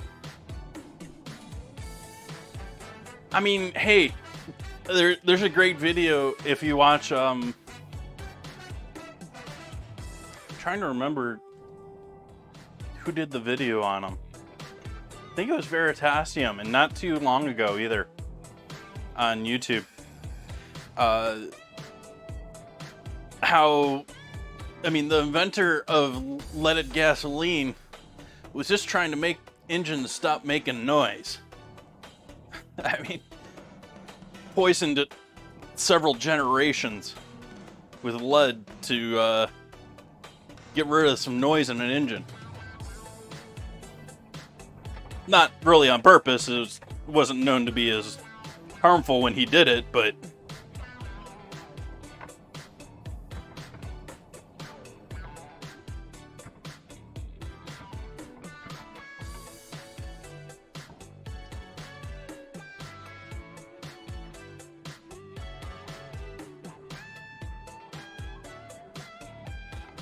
they say that about sushi. They say that about a number of things. And actually, here in California, that's what I was saying about G Fuel. A lot of creators here on Twitch love to hype G Fuel. I think it's an absolute junk product. I don't think anyone should be drinking that crap. Especially the powders. The drinks they're at least producing in a proper food facility. The powders are nutritional supplements. They are not covered under the FDA.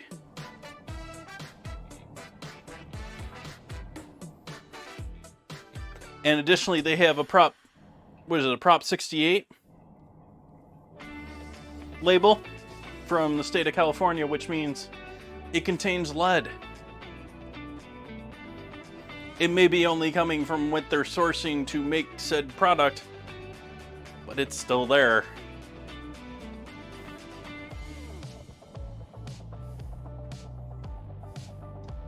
I think I need one of these now. I think we've made it far enough through the stream that I'm hitting up the fireball for myself here once.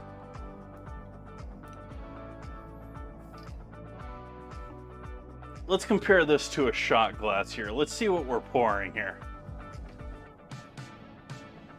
Because this looks like more than a shot glass to me. Yeah. Let's try this. Let's grab one of my double shot glasses.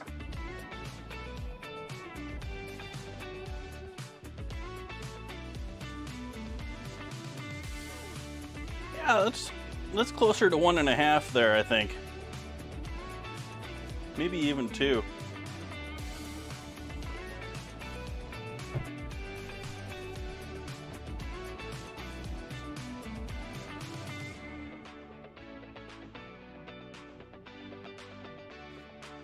But to those who love Fireball, which I'm sadly not one of, cheers.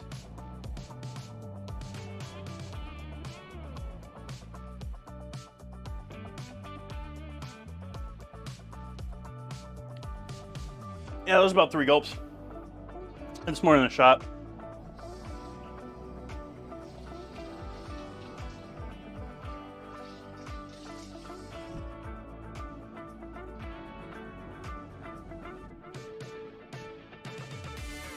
I've unleashed the dragon.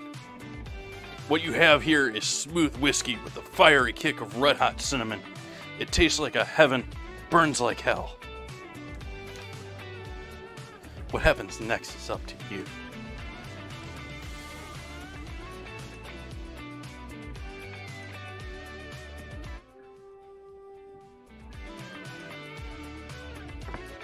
Alright, those are ready to go when our oven's ready to go with our ribs. This we're going to allow to just cook and braise and become delicious. These greens, I could eat them now, but we're going to cook them longer.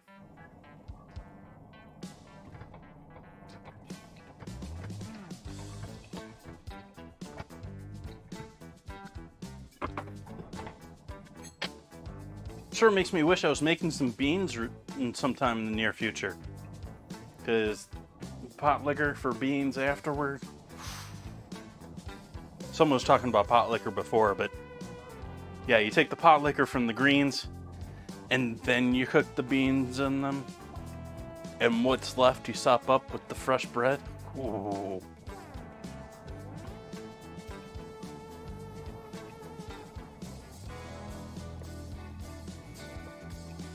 I do have to admit that is a pretty smooth shot. Like, for being as hot and as cinnamony and like red hot, that was pretty damn smooth.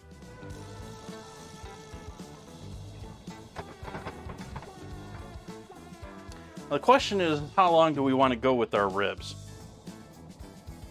But we got 2 projects we can do before I worry about that too much.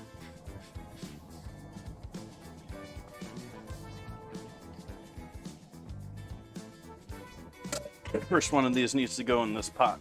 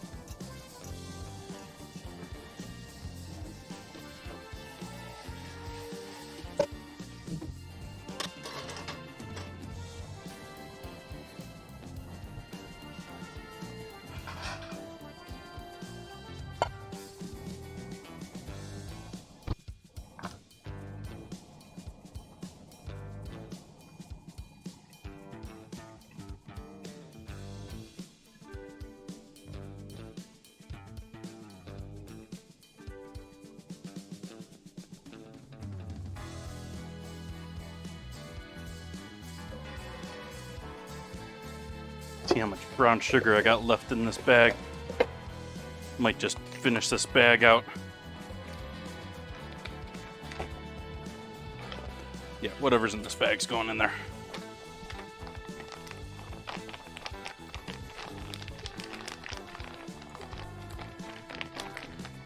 Hey, Will.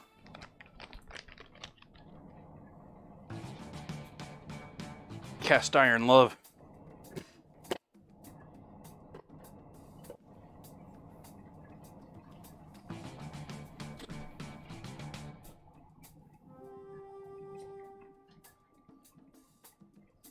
Salt.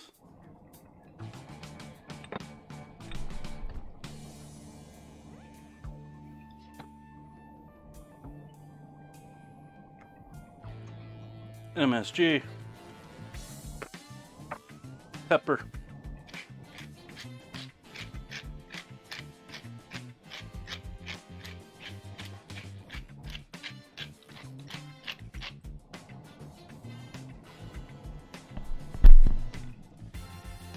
Oops, tapped the mic there.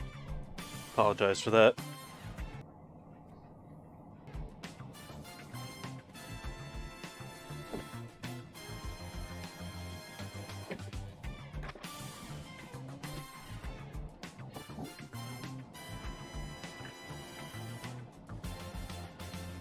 Cast Iron Cult is my subscriber group.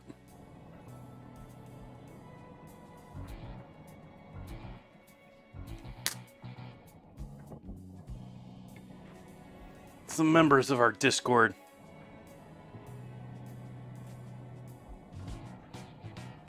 So, some Worcestershire and fish sauce in with our salt and sugar.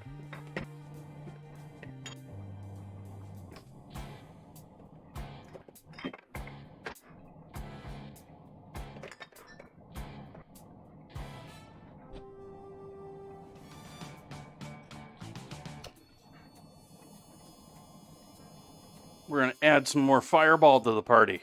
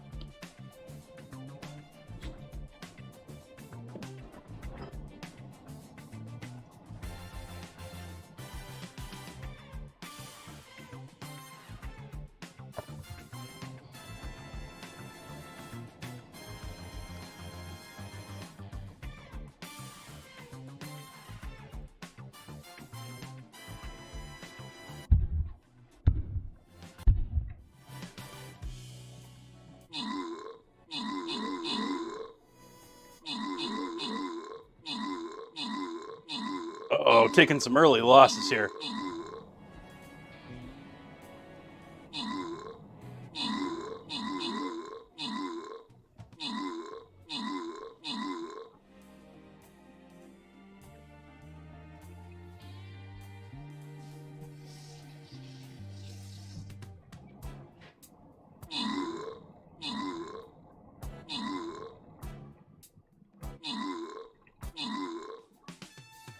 Can't see how much my warrior has left there. It was close at the end.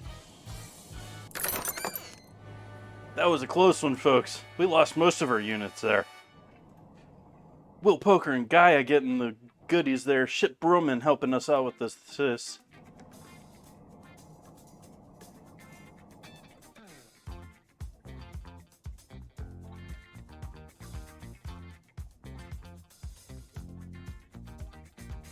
And we're going after silver, so we're going the top chest there.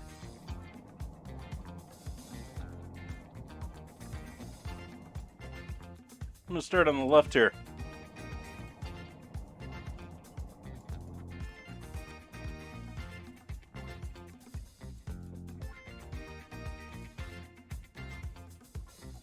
Everyone here.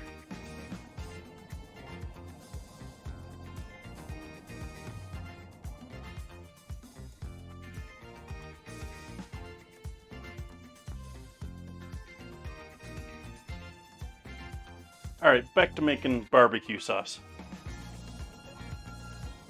We need garlic, onion.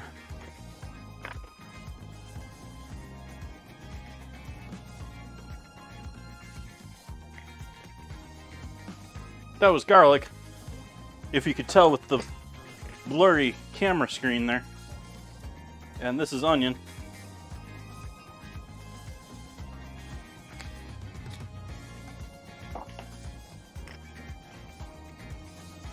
This would be cayenne.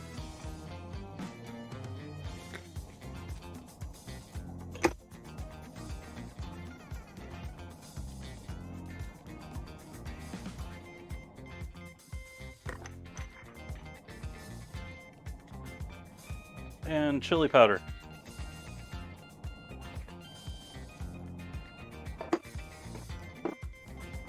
Plain unsmoked paprika.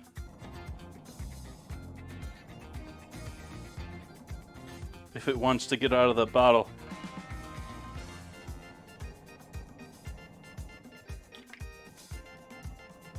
Come on, camera, why can't you focus?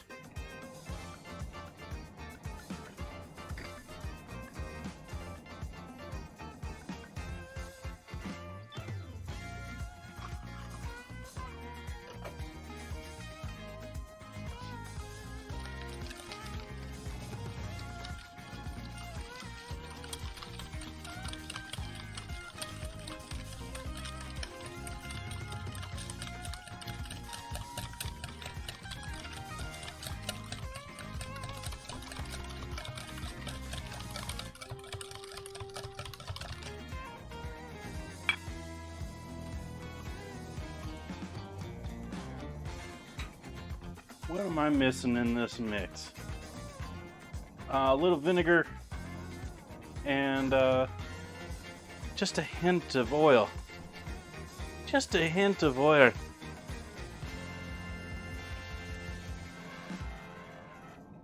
That was more than a hint of oil.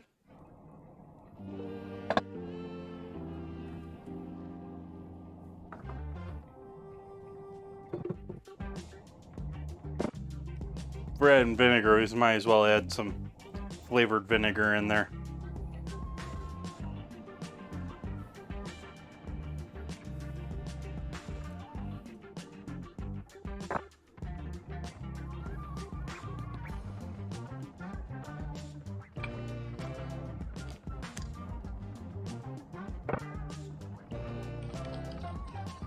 Wanted about a quarter cup of vinegar there. Might have been just under, but it was pouring pretty quick.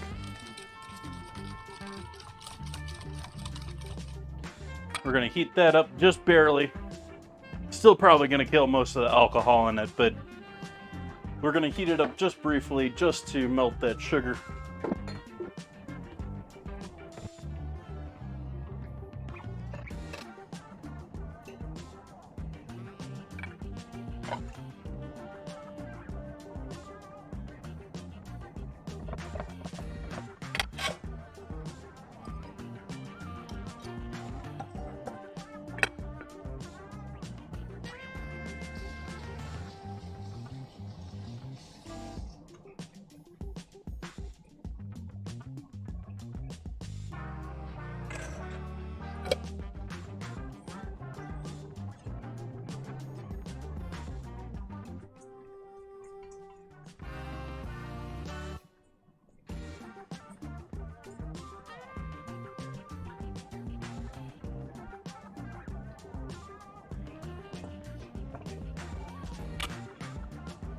So that goes on the stove.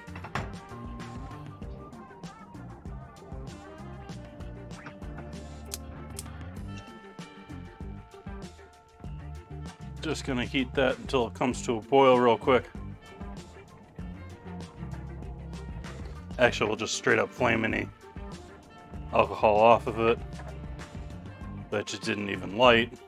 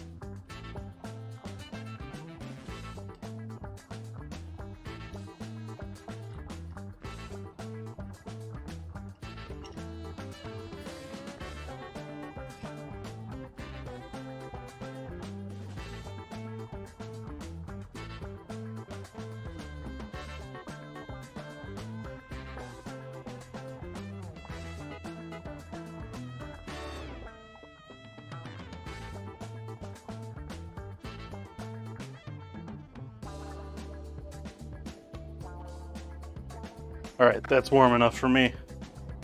Now that it's gotten to that point, we'll just let that sit. That's our barbecue sauce.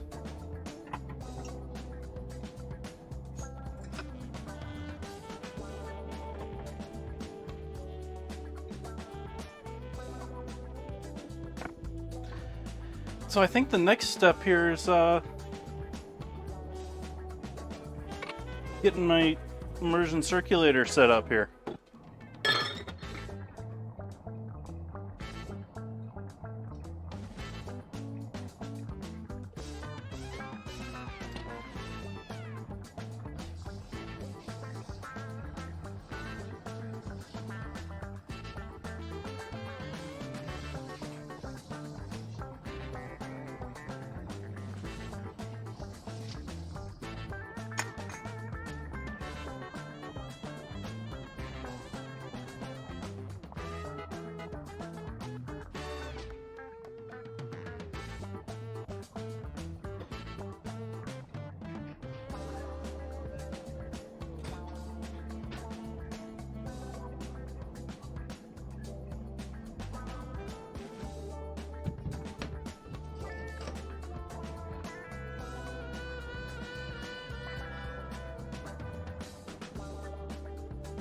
There's a famous quote from, I think it's from Russ Brown, comedian.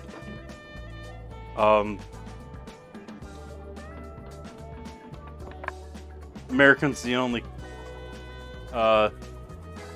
country that'll stare at a burrito and microwave and scream faster, or something along that line.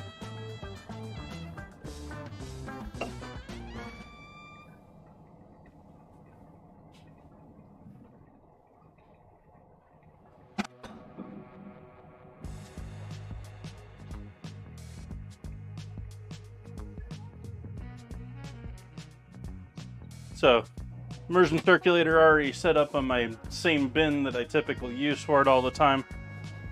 Power's not connected just yet. We're gonna wait to fill it with water and get it all primed and ready first. But this does mean that I do need to at least organize my sink a bit more. And get myself a container to use for filling it with.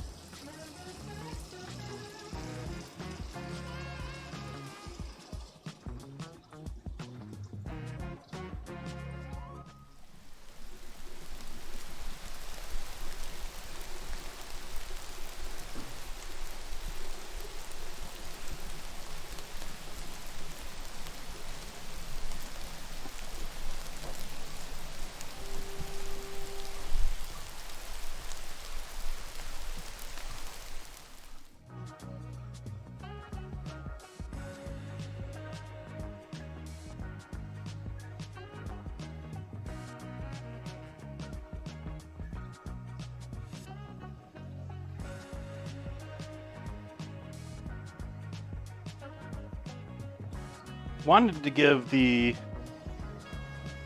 ribs until the next Stream Raiders here, until we get that going. So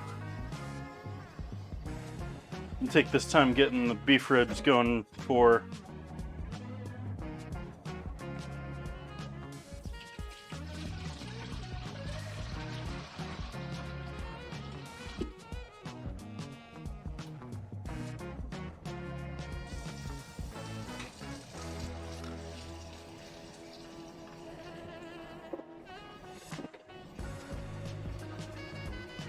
So we got our beef ribs that have been hanging out here this whole time.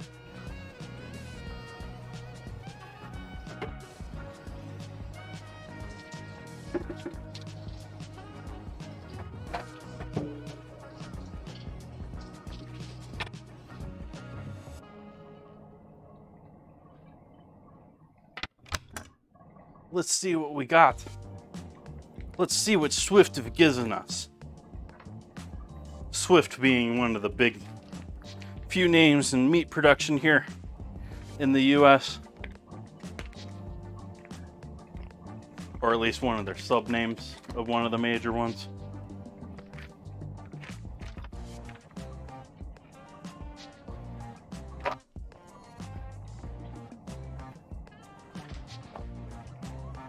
And as I said before, these have not been cut for meat on the ribs.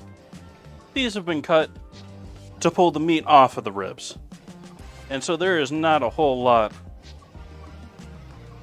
here to worry about in that sense. I don't know if I want to try and bother with the membrane here.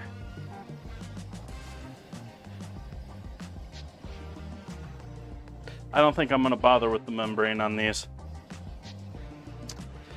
I am debating if I want to do these in 2 halves, in 2 bags.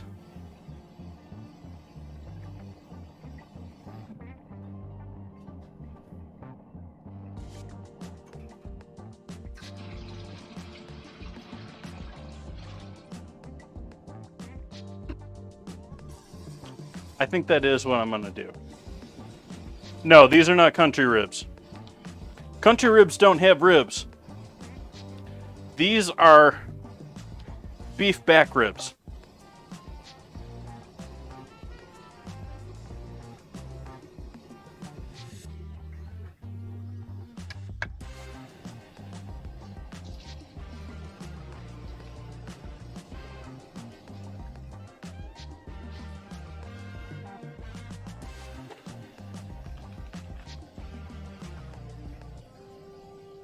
So I'm going to take 2 1-gallon bags here, and we're going to dress them up equally the same and use them for these ribs. And I'm going to start off just simply with this. I'm just going to do salt, pepper, MSG, garlic, and butter. Maybe a little soy sauce. And then we're going to cook these for 48 hours. We'll come back here on Tuesday. Be here on Tuesday's stream, and I'm going to properly season them barbecue wise and finish them in the oven.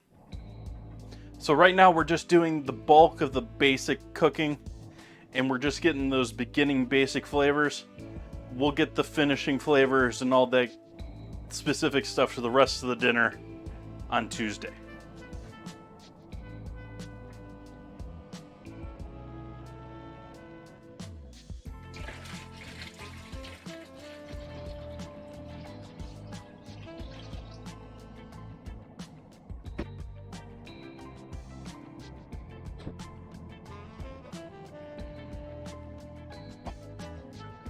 So, butter.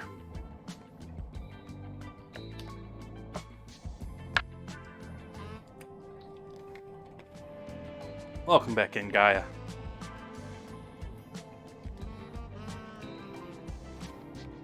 I like the emote. Whose emote is that? I have butter and beef hands. I don't really want to be touching the mouse right now.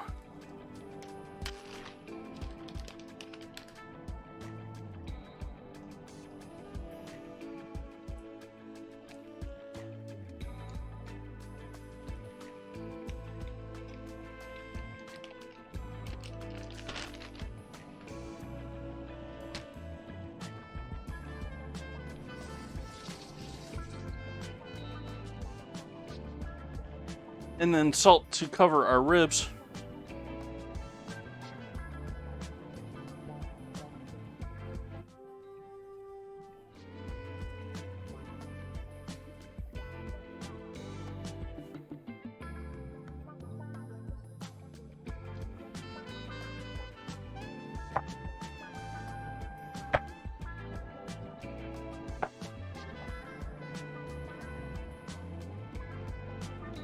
Doing barbecue and whiskey all week. It was SoCal Ozzy's theme.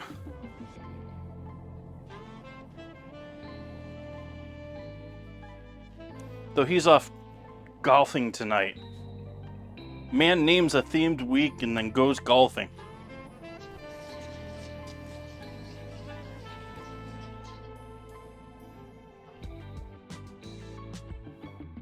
So put a little soy in each of these bags too.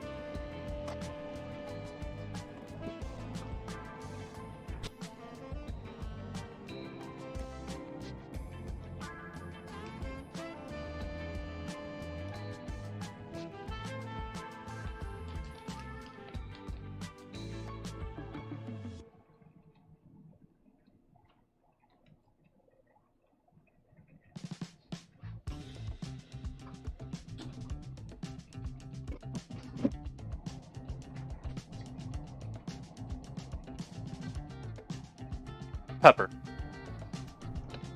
Pepper. We need pepper.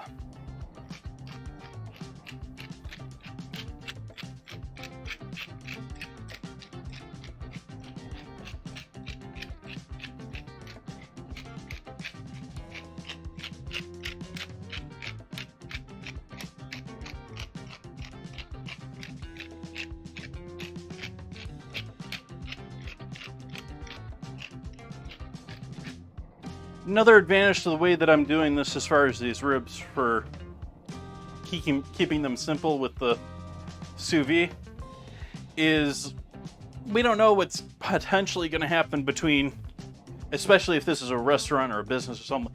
We don't know necessarily what's going to run out, what we're not going to have, what's going to be available 2 days down the road. We may not, depends on your ordering scheme. And so keeping this simple means that there's less risk of us messing up other potential flavors we want to add to it.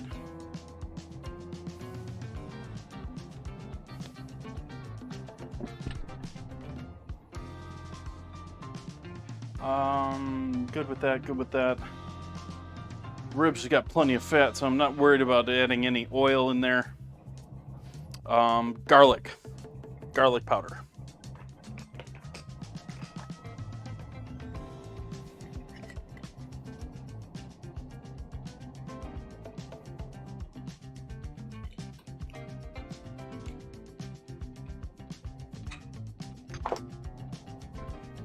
And then into the bags. Thicken bottom.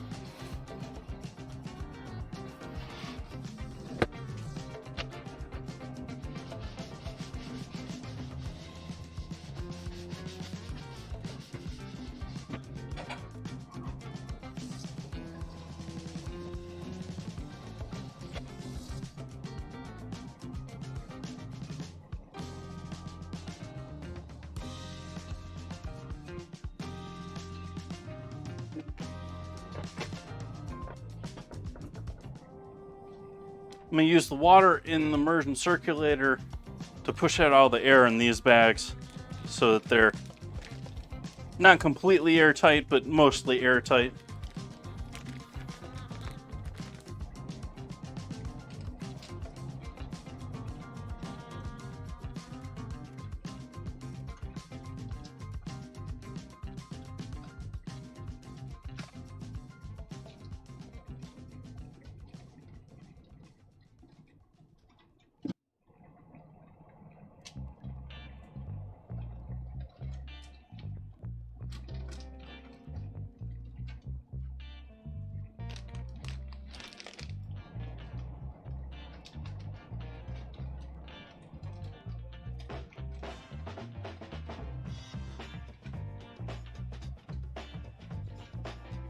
Those greens are smelling nice next to me here.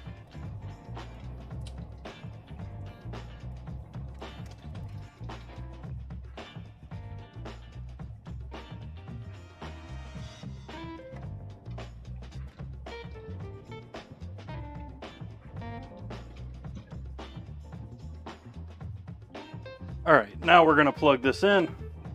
Now that we've gotten our hands nice and wet, so we're perfectly safe plugging this in.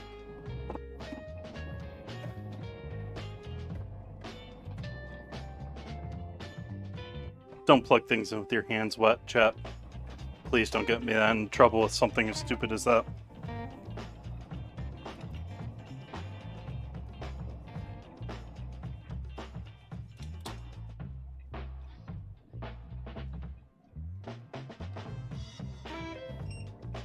Hey, Bun Buns.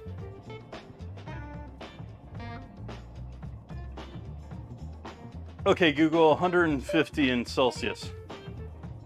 150 degrees Fahrenheit is equivalent to 65.556 degrees Celsius.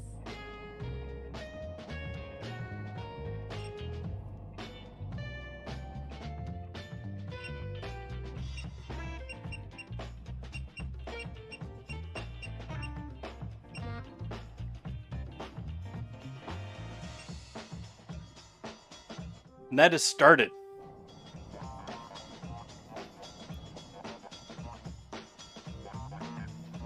Silly neighbors.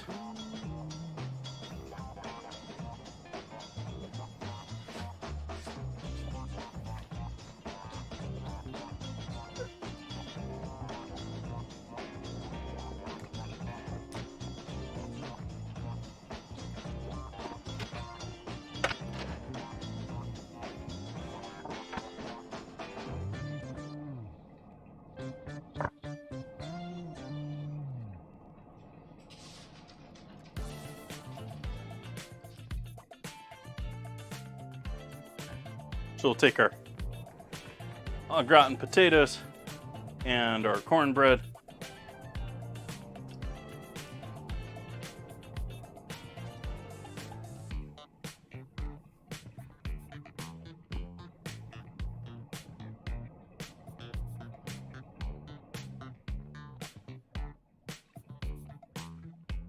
You're stuck in the cube. Oh no.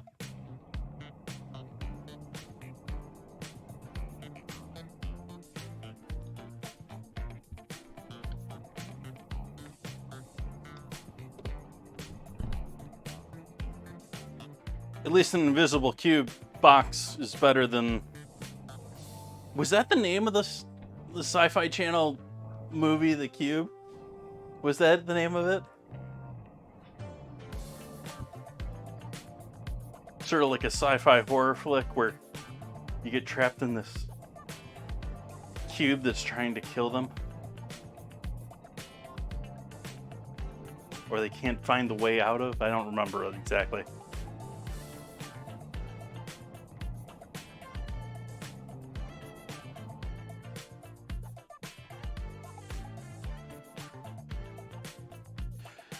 Going home, are you talking from work or are you in the hospital?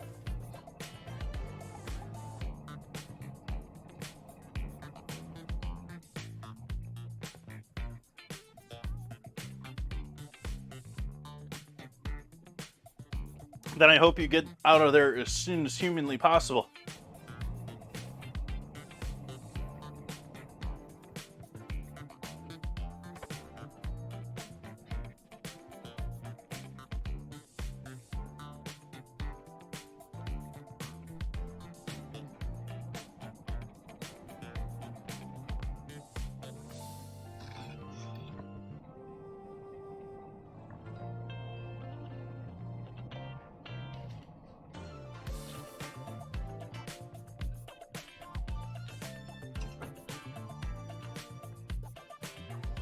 So we got our Red Hat barbecue here. Let me give this a shot. Let's see what this is like.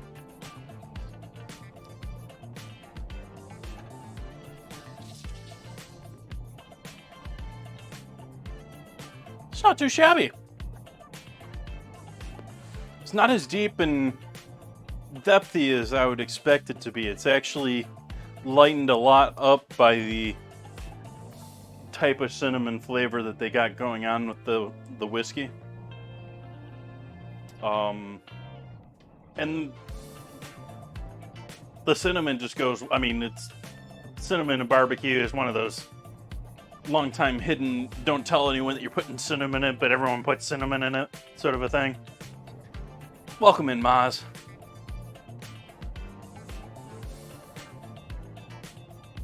Yeah, I took a whiskey shot. I put whiskey in the barbecue. There's whiskey in the ribs, or rubbed on the outside of the ribs. We're actually just going to be hanging out here for a little while now.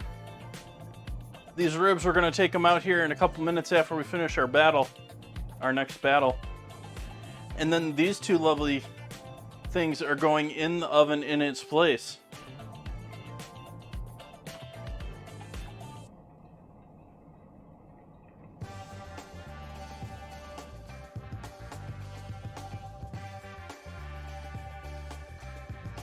And these are going to be in there until probably the next battle. But then we'll probably be wrapping things up. But I think we can deal with another 30 minutes. Could have all sorts of meals with this food. I'm going to have cornbread for a while. This is going to be at least 3-4 dishes. The leftovers from this can be all sorts of things.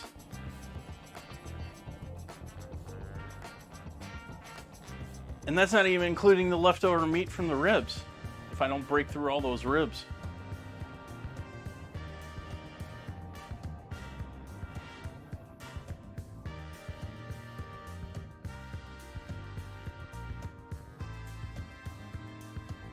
So our 48 hours on this will be 7 o'clock on Tuesday. With jalapeno jello, I was telling people how the point when to add the jalapeno or the honey or whatever you're gonna throw in there. I chose to not do so, but I never got the huge fascination with jalapeno cornbread. I mean, I know they love throwing heat in a lot of southern foods. I just never really got it. It just never, like, oh, this is a great combo. It's a classic combo that everyone seems to do. I don't know. Maybe it's just one of those things where restaurants decided it was an easy thing to add to make their cornbread sound more interesting than cornbread. But I mean, you make some nice cornbread and people won't care.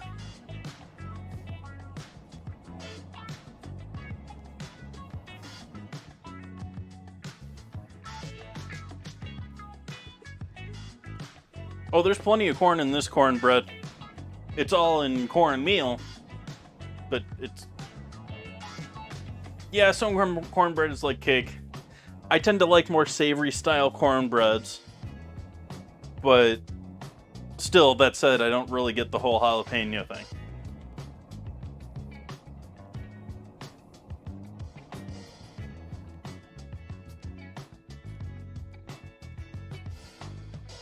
I have a feeling this is going to be a little bit more like a cake-like recipe too, though, as far as the cornbread, because we've got 2 eggs in there, we got baking powder and baking soda in there. We're going to have all sorts of lift there, so there's going to be a bit more airiness. It's going to be a lighter versus a denser type of cornmeal or cornbread. Let's go to war.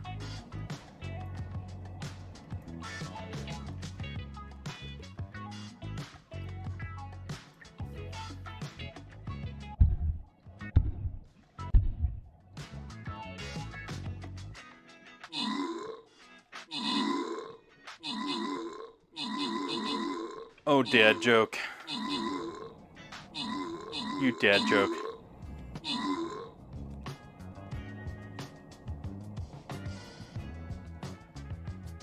You know what they say about cliffhangers?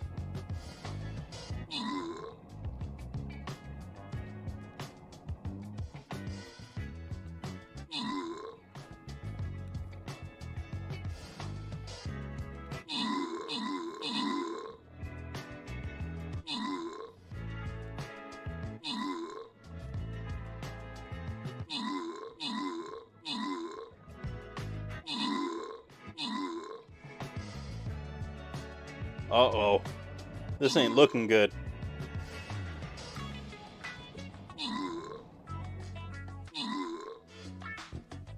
Where are they going?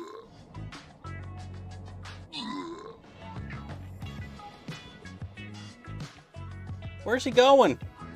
Where are you going?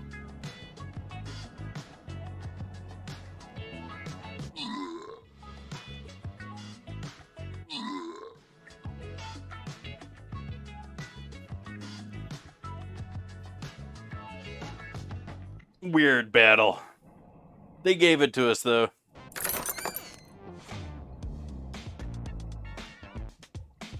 Morocco getting those assists. And the rewards.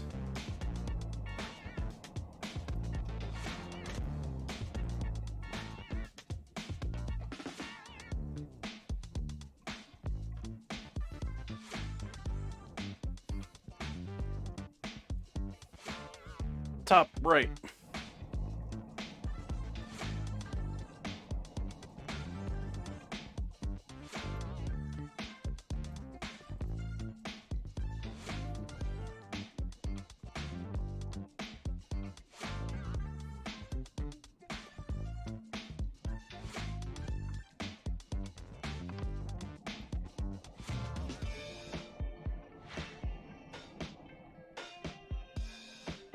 All right, back to cooking. We're going to take our ribs out of the oven.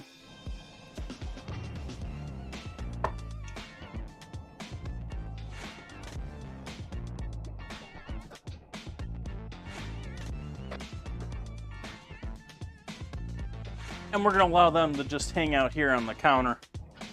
I'm not even going to open them up. What I am going to do is put these into the oven and crank it up.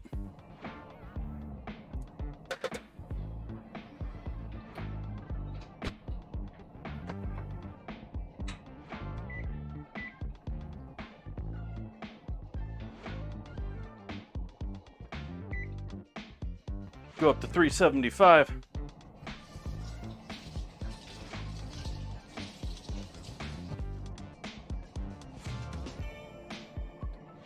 And we're hanging out until our next battle.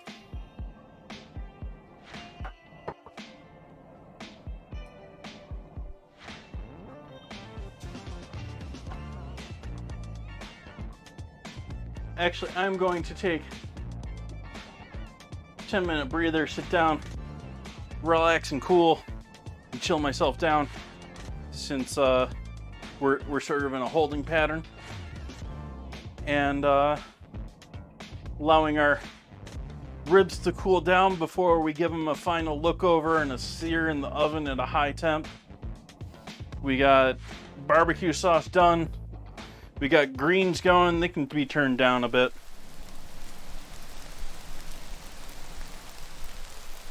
And we got our cornbread and potatoes in the oven.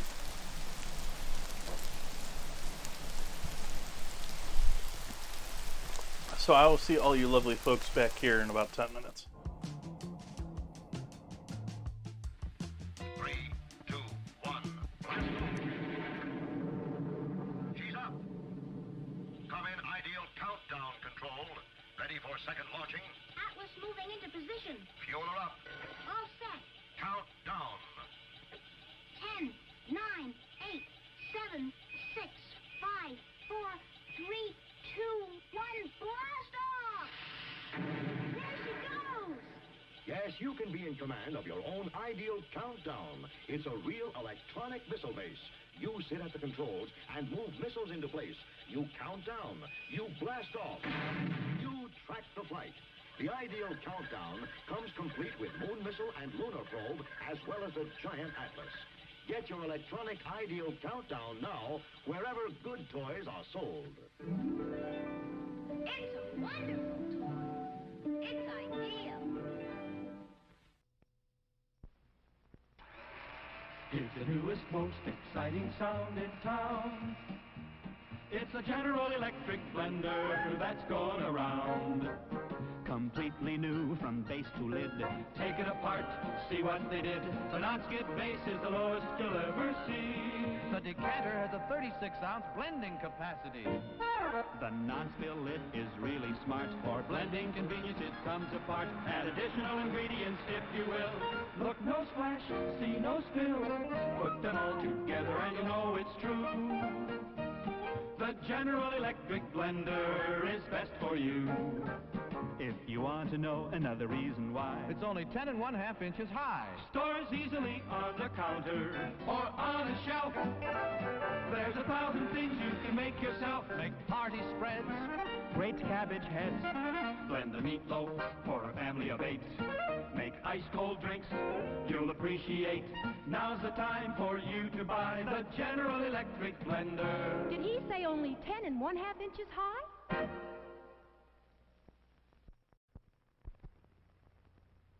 When you have a Labatt's, you have an adventure. Canadian Light, that's Labatt's. It's a great new taste in beer. Enjoy import quality at USA prices. Have an adventure. Have a Labatt's. Schmidt's Blue Ribbon Bread gives you 7 ounces of non-fat milk solids in every loaf, the equal of 90 quarts a year if you serve it regularly. Every sandwich you make, every snack, gives you extra milk. For wonderful flavor combined with sound food values, serve Schmidt's Blue Ribbon Bread in the pantry pack.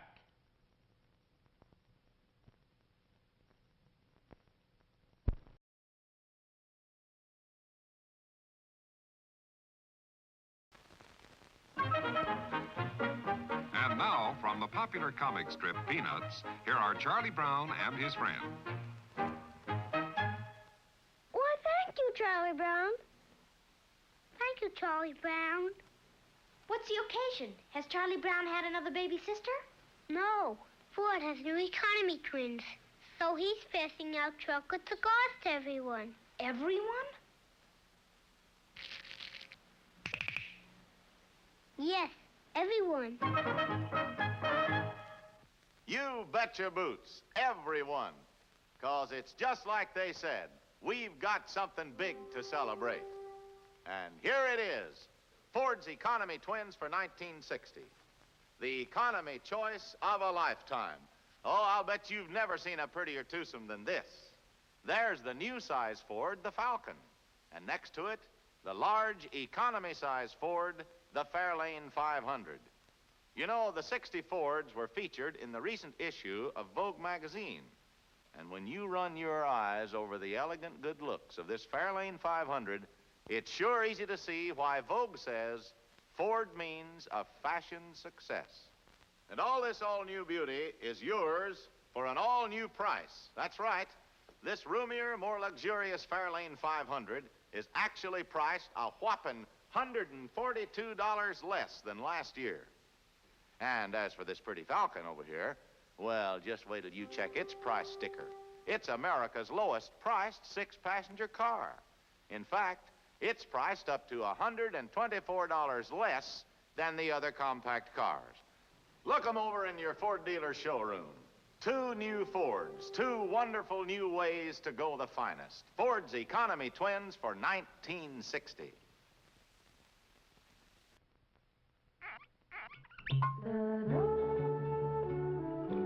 Alexis Lachine wines are full of flavor. Alexis Lachine wines are dry. Alexis Lachine wines are mellow. Drink an Alexis Lachine wine with any kind of food. Or anytime you feel like relaxing with a drink. Alexis Lachine, fine French wines. Folks, why do you eat Wheaties? We like it. But did you know it's always been whole wheat with all the bran, and bran is one of nature's best sources of food fiber. That's news to us. Wheaties breakfast this morning? Sure, it helps me feel fit. But do you know Wheaties has bran fiber your body may need? That's news to me. Why Wheaties? Oh, we love the taste. Have for years. But do you know for years you've been getting something extra for your diet? Bran fiber? Well, that's news to me. Wheaties. It's brand news. What? Keeping the coffee in the icebox? Yes, Mr. Jones, it's a new kind of coffee, roasted by a new secret process. Hence, this new none such coffee has a different flavor, a flavor preserved by vacuum packing, the flavor retained by refrigeration after the jar has been opened. Just taste it. You can't miss that delicate aroma, that clean, mellow taste. Yes, in cooking, the way to a man's heart is most of all through the coffee pot. In every jar, you'll find 3 special pointers, valuable in all methods of making coffee. Try new none such coffee now. Use half the jar. If not 100% satisfied, Get all your money back from your grocer without argument. Special for movie week, only 28 cents a pound, plus 3 cents refundable deposit on the jar. Off into space. Man, that takes real teamwork. And here's a team of junior spacemen with an out-of-this-world breakfast that teams up V8 juice and Cheerios for flavor and energy. What a treat! A flavorful glassful of refreshing V8 juice and Cheerios with power protein, plus vitamin B1 for Go Power. And now, here's a special out-of-this-world free offer. This Moon Rocket Kit, both a toy and an exciting game. First, blast off.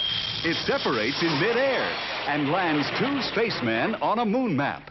You get this wonderful game only through this free offer. Send your name and address and 1 V8 label plus 1 box top from these specially marked packages of Cheerios, Kix, or Frostios to Moon Rocket Kit, Mount Vernon 10, New York.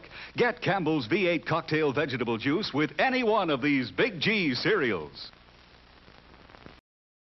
A pleasure, Milton. In just a moment, we'll see how well Milton does at the Pentagon.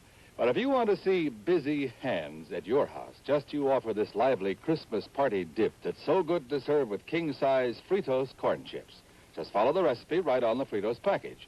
Of course, it calls for the famous Philadelphia brand cream cheese, an 8-ounce package, which we blended with 2 tablespoons of milk till it's nice and smooth, like so. Then come 2 tablespoons of Kraft cream-style horseradish for zesty flavor, a 1/4 teaspoon of Worcestershire sauce, and finally, a dash of salt. And we'll blend our Philly mixture again. And when party time comes, let the folks enjoy this wonderful Philly horseradish dip with crisp king-size Fritos. There are those busy hands. Just remember, you make the best-tasting dips with the freshest-tasting cream cheese you can buy. Philadelphia brand cream cheese, made only by Kraft.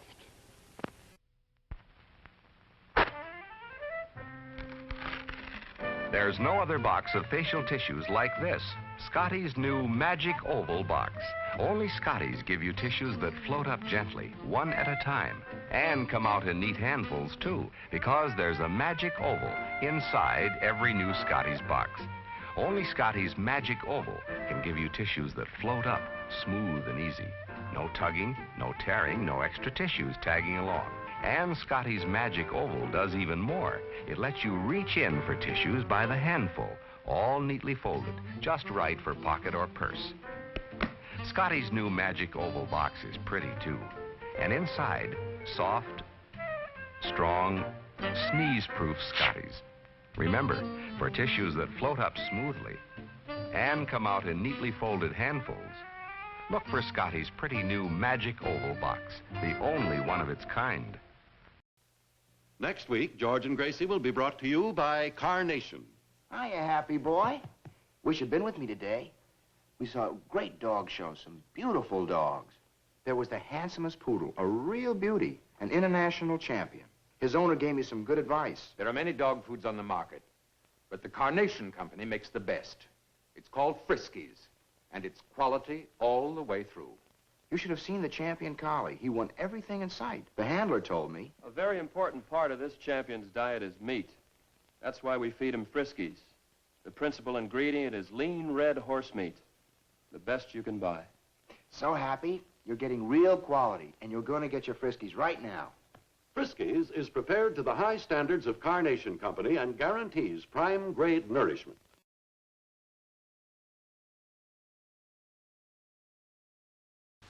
Hey, kid!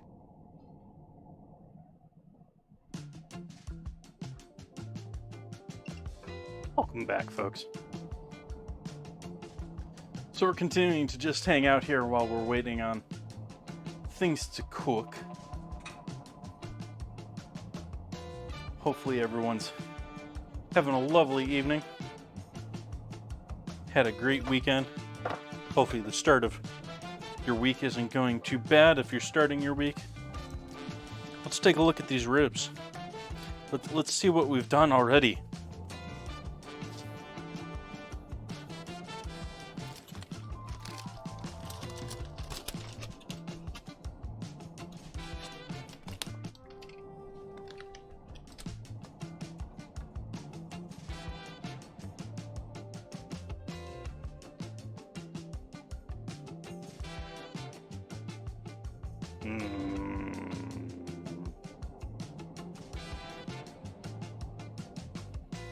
The question here is, how well cooked through are we at this point? Are we... I think we might be able to pull that as one piece out of this.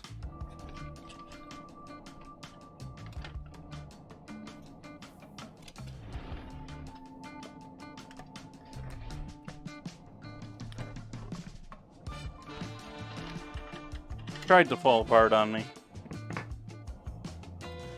I'm in the meantime going to take all of this lovely liquid, all of that deliciousness, and I'm going to pour that into our barbecue sauce.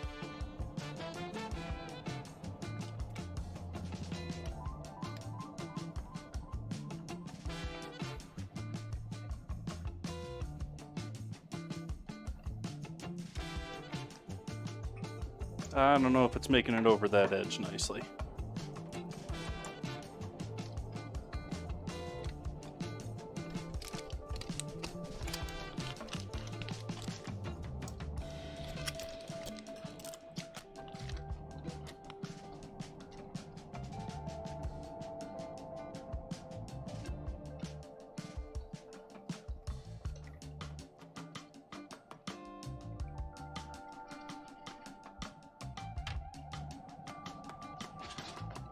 So that's going on the stove under a relatively high flame to reduce down quickly. That wasn't my initial plan here, but I wanted to use up all that lovely juice after seeing what we had there in the pan.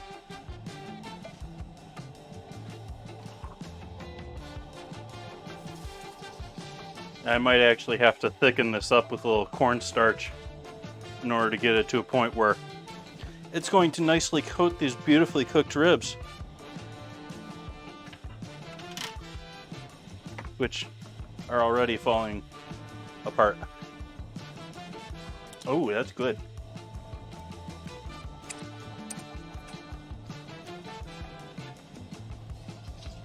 That's yummy.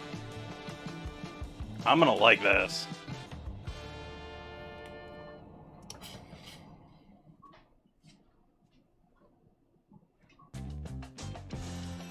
Actually, I don't think it's all that delicious looking right now. I'm sure it will be once we give it some heat and caramelize the outside of it.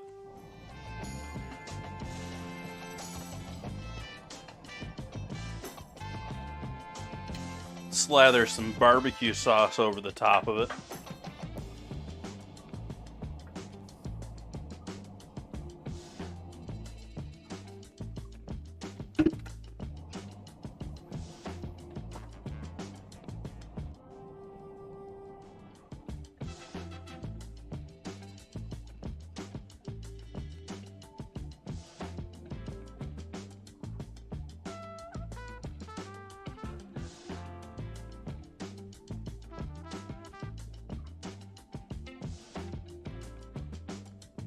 Do we do a second shot tonight, chat?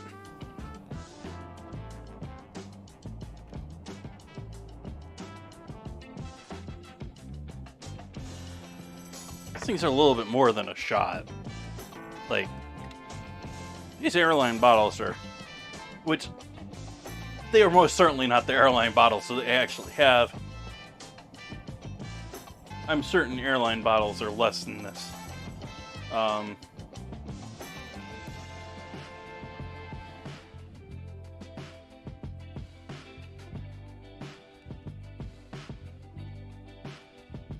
Okay, Google, how many milliliters is a shot?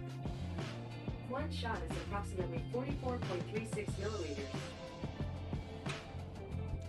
44.36 milliliters. And this is 50. So that's pretty close. That's pretty close. But again, that's filling up that double shot glass pretty nice.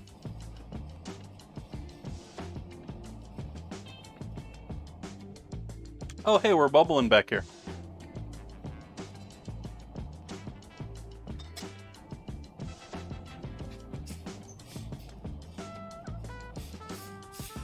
Let's make sure none of it's sticking on the bottom. I'm fine with bubbling like mad, just as long as it ain't burning.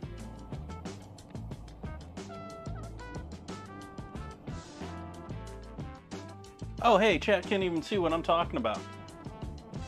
That's bubbling quite nicely, ain't it?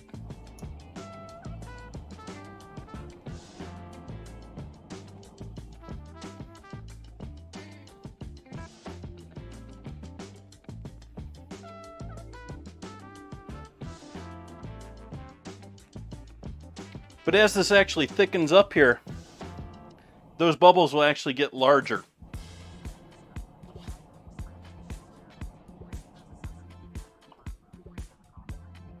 Actually, that's a pretty poor rolling boil. Rolling boil is actually a sort of specific thing. It's actually something used in stocks. We were talking about stocks earlier. A rolling boil is actually very typically, and that's closer to what a rolling boil will be. A rolling boil is when you actually typically set the pan off of the burner, and so you have a cold part to the pan and a hot part to the pan, and so it very specifically cycles. You typically don't want a rolling boil because a rolling boil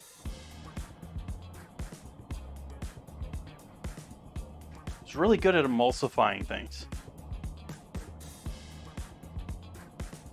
But you do want that circulation when it comes to stocks. You just want it at such a low level. What you want when it's a stock is you want what they call a lazy bubble. You want to see like a bubble coming up once every couple of seconds. You don't want to see it going mad. But at the same time, you do want that circulation going that you want from a rolling boil.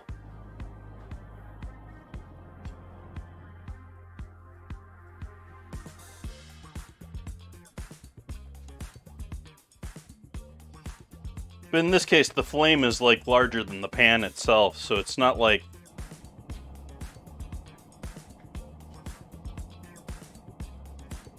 it's not like you can really have.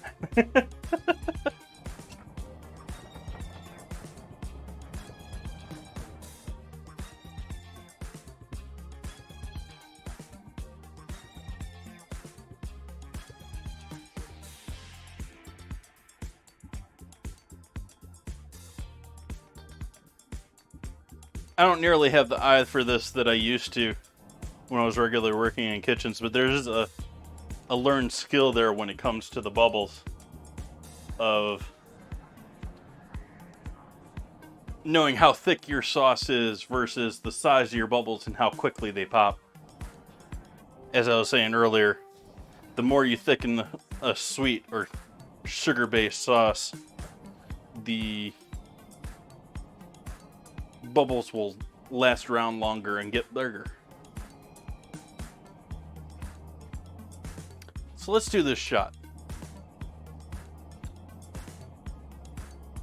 Cheers, chat.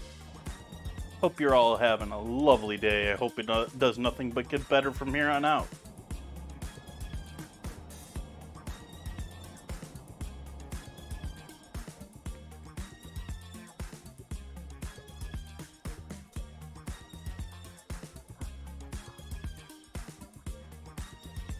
For whiskey, that is incredibly smooth.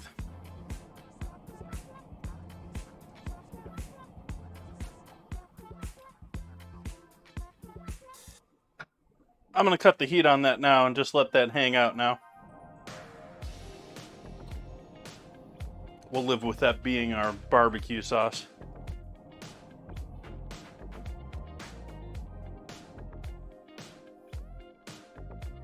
We still got another 5 minutes until our next Stream Raiders battle.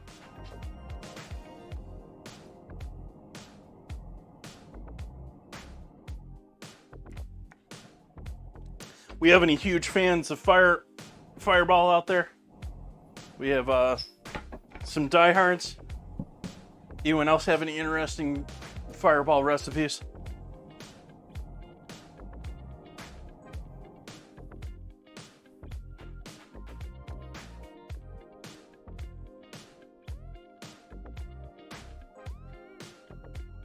Guess not.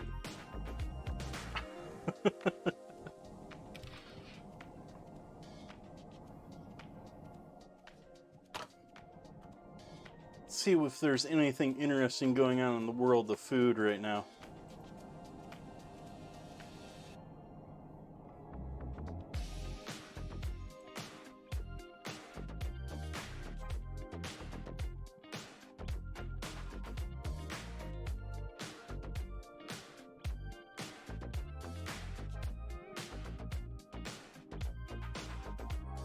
Interesting article on eating in an airplane. Nah. Airplanes do change your taste buds, by the way. So I typically crave like proteins and like give me meat, give me not so much sugar, not so much acidic or anything like that. I just want some meat. And so I always grab jerky when I'm going on an airplane as a snack to have with me.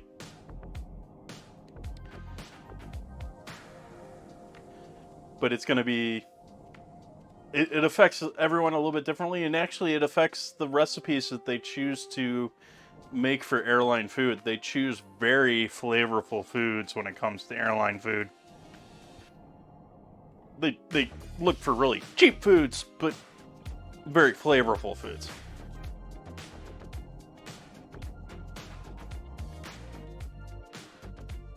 Am I going to pour or brush it over? I am probably going to pour it over.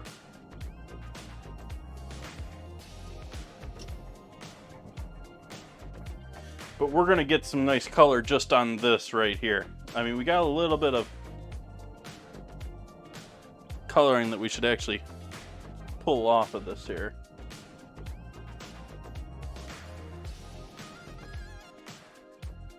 Which that was actually probably from juices seeping out.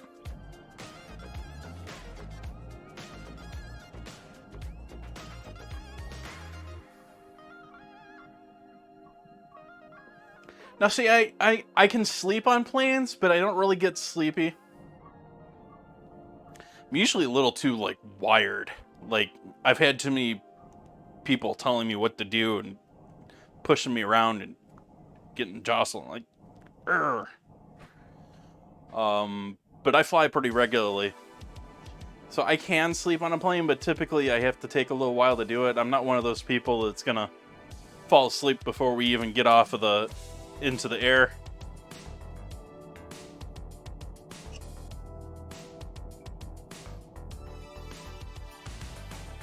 So you can see both of our packs of ribs have actually sunken down into the water there of the immersion circulator. And completely submerged. So there's going to be at 150 for 2 days. Returned with noms. What's your noms? What you nomming on? What's your nomming on?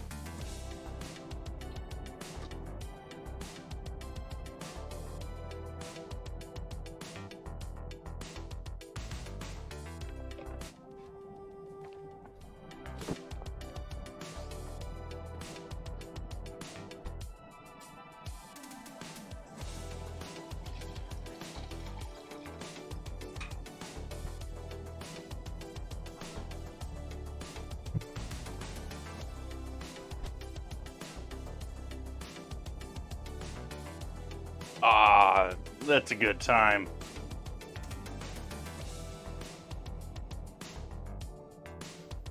And goldfish. That's just...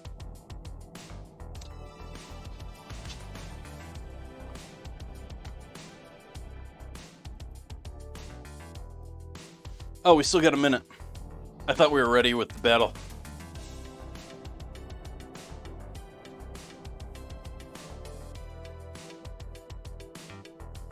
And a garlic bread having BJ on it.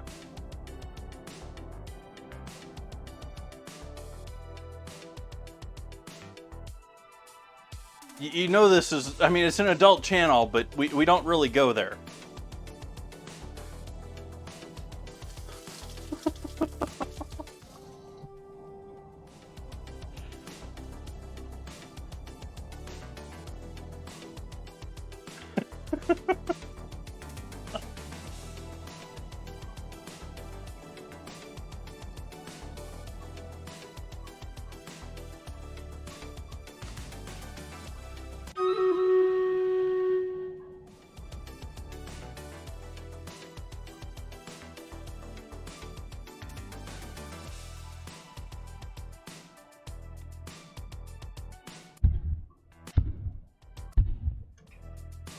Oh, don't do that, guy. I want pie.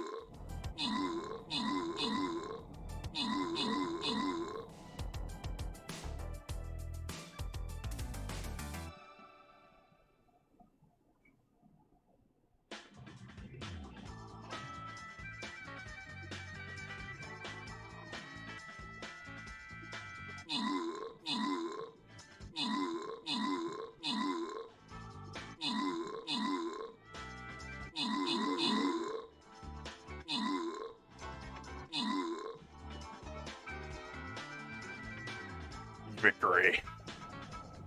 That was a hard-fought battle, but we got it. It took us a minute. Anuna Starseed, whose name I absolutely butchered, getting us the assist. Welcome in. Happy to see your face. You, Lex, and Gaia getting the goodies.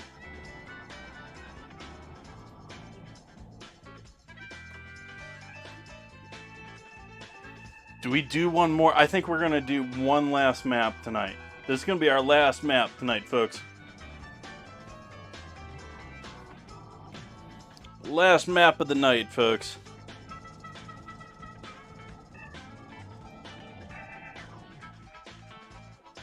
I'm going to start here right in the center. I know that's not right in the center, but right in the center of the bottom row.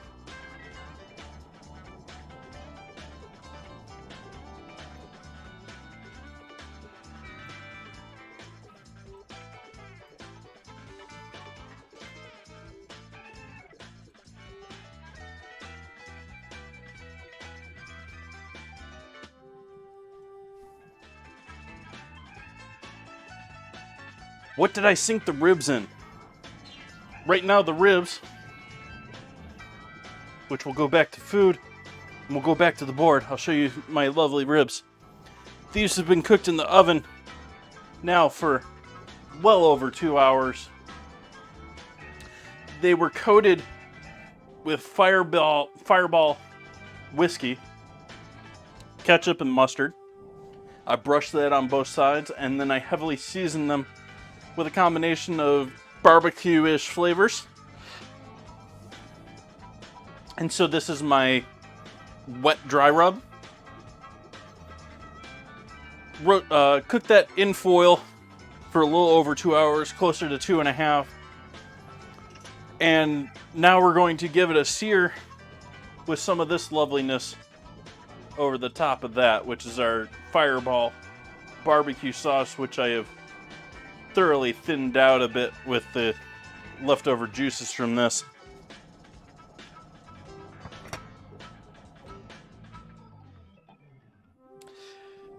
Also going on here tonight, on the stove, we have a pan full of chard and cabbage that's been cooking in chicken stock and a ham bone. Words. I have a potato gratin with some bechamel and some Gruyere and some potatoes in there. And then I've also got a, what was the last thing that I'm already forgetting was in there? Oh yeah, cornbread, which is looking pretty tasty. We should be getting pretty close here with these, so actually, let's take a look at these. I think I'm going to let the potatoes go a bit longer, but that cornbread is looking nice. I think I'm going to give the cornbread another 4 minutes.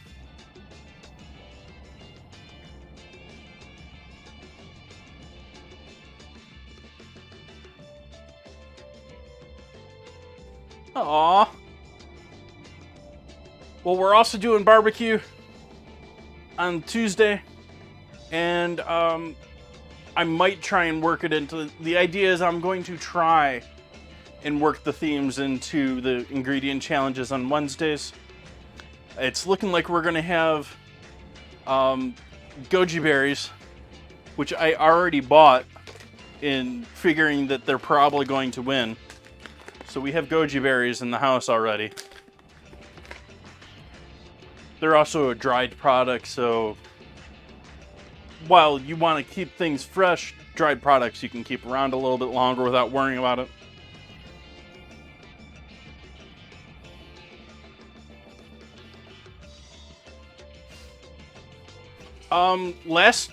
The last stream turned out pretty nice. Made a great batch of coleslaw. Made some shredded chicken sandwiches. I did a barbecue sauce and mixed a bunch of... I slow cooked some chicken breasts in it and then shredded it and mixed it all together. And then I made some milk bread buns, and the milk bread buns were really what made the show. Those buns came out looking perfect. They were gorgeous. I am definitely redoing those again.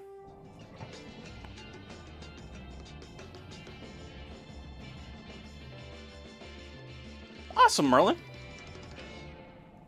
That's awesome, because I didn't know... I've had a couple of people come in here and tell me they've been checking out the vlogs. I didn't know that I had people checking out my vlogs. That's awesome. And hey, it actually... well... I sort of view it as 50-50. I'm trying to grow my Twitch channel, so I view subs as a benefit to the channel. But if you want to have a little more cash go towards me versus me grow my Twitch channel, the Patreon sub will give you all of the past VODs. All the way back to 2000, minus the ones that I've lost in time, which... I hope to increase those because I have a fair number of those on storage, but they're misorganized, so I haven't added those ones that are missing in there. Future projects to do.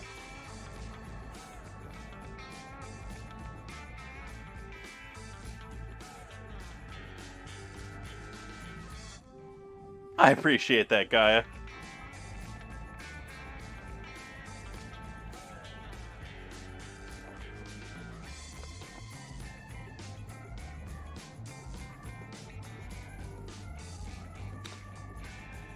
Gaia, milk bread most commonly, and the way it's typically done where it was invented, which is Japan, is it's typically a loaf bread.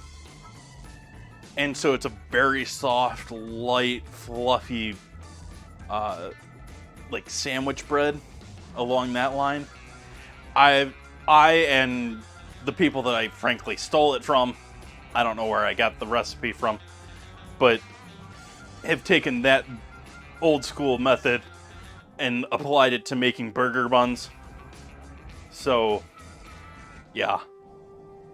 Turned out great, and like I said, my sort of breaking point now with making breads and stuff like that is I don't want to bother with kneading in butter because it's always so messy. Always gets butter all over the place.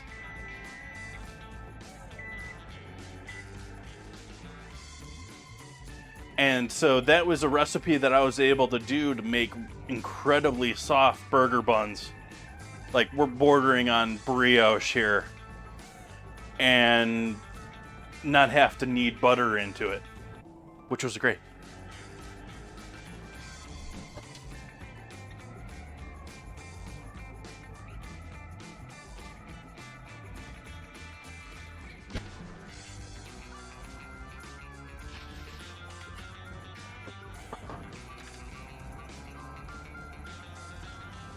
What's everyone think? How'd the cornbread turn out?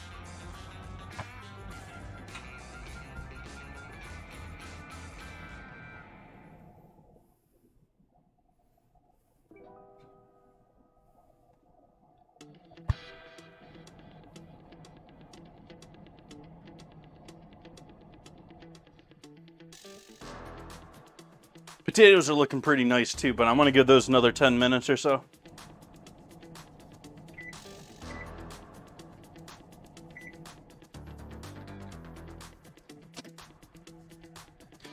I am going to cheat with my immersion circulator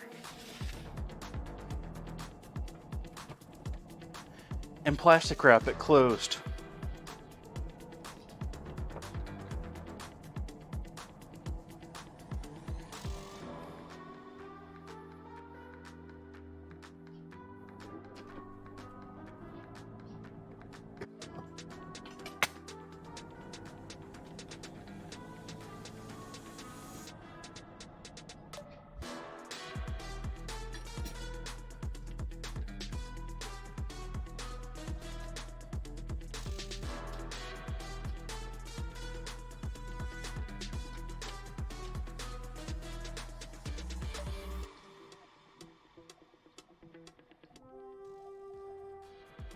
trying to trap in as much steam and heat as I can into the immersion circulator so it's not lost while we cook this for 48 hours. It is likely that I will have to add some more water to this at some point. You do want to keep it, there's a certain point in the immersion circulator you won't want to go lower because you start exposing the heat coils.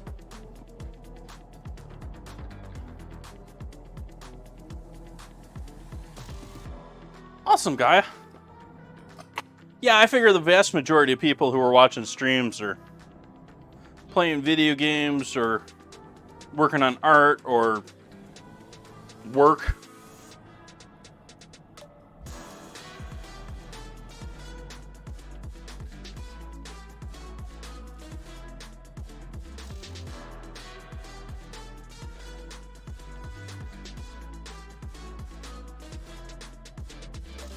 So I didn't do a very pretty job of this, but it is going to greatly reduce the amount of steam reduced or escaping from there, so it should help it keep it just that much more even temp.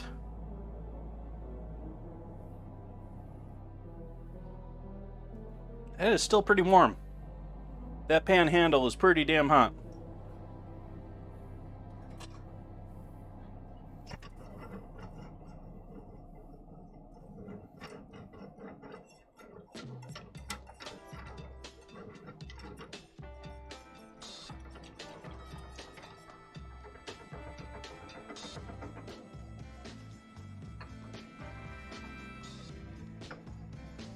I'm gonna turn the heat back on this flame on barbecue sauce.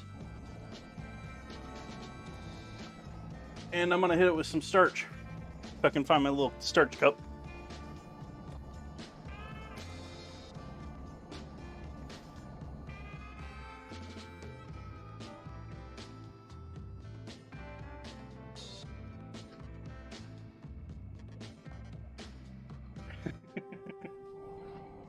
Oh, I appreciate that, guy.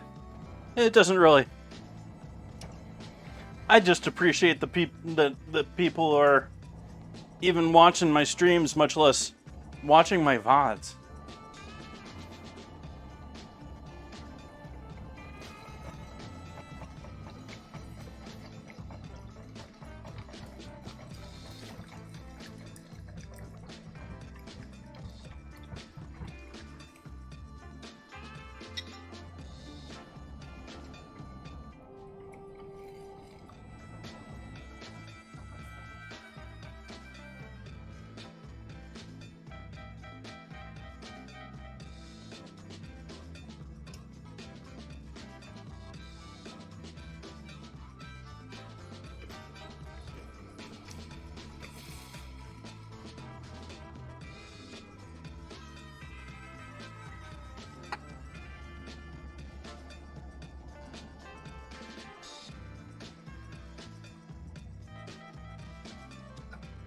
And heat back off.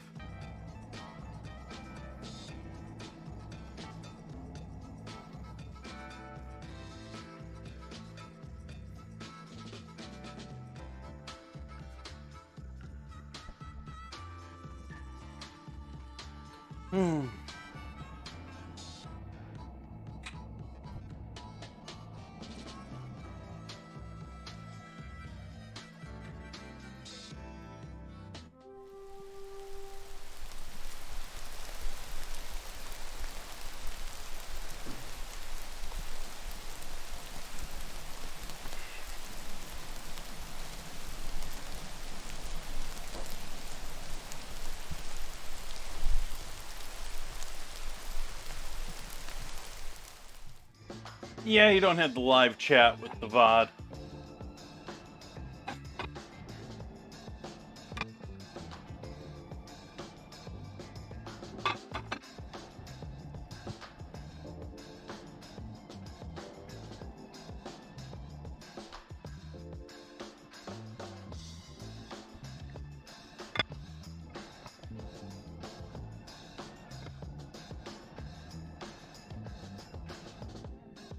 No. Stuck to the pan.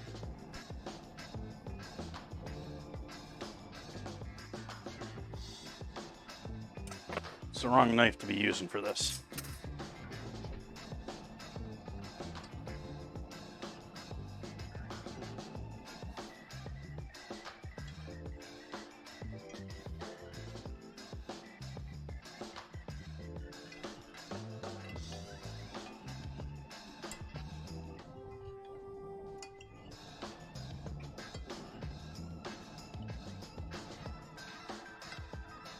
Feel like we're going to have this stick to the bottom a little too much more than I want. I might just cut it out of the pan.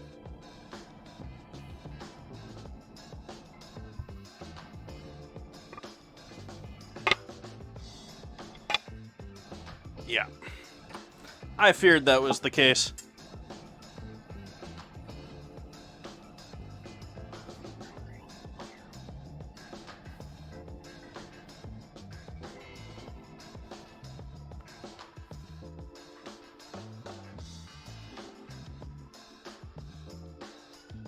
No one saw anything. What broken top?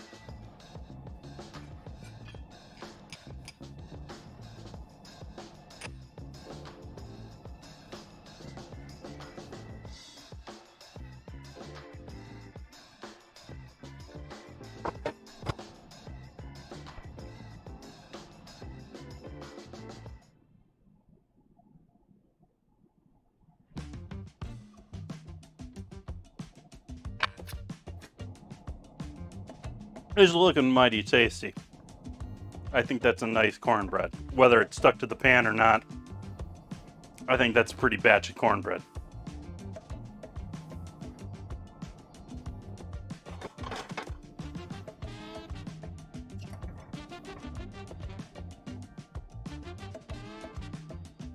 Thank you for the follow.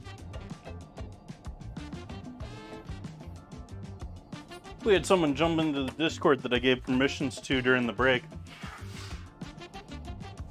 New people in the Discord. Yay.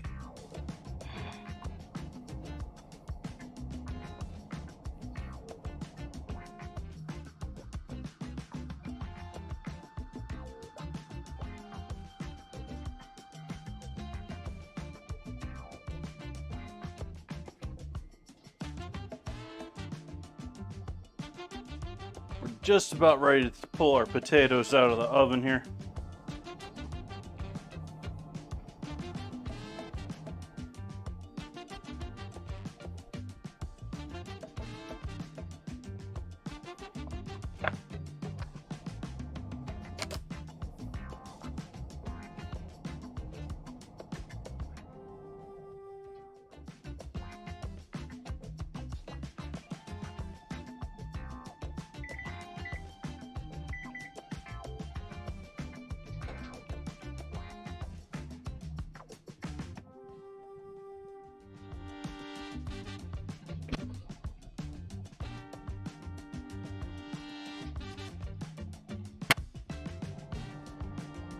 Taters. Taters are looking tasty. Even got a little slight brownage on the bottom.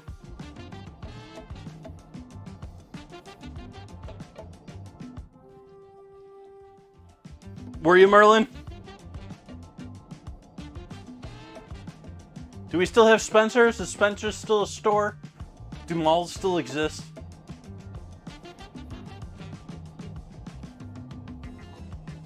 I don't know if it's the truth anymore, but back in the day, your best choice, your best option for getting lava lamps or lava lamp parts was hitting sales up at Spencer's.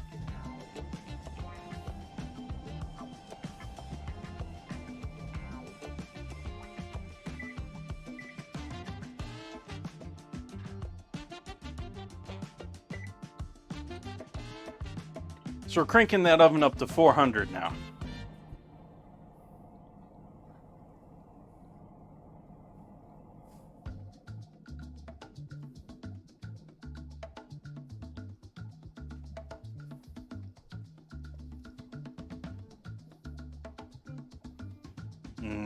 Potatoes.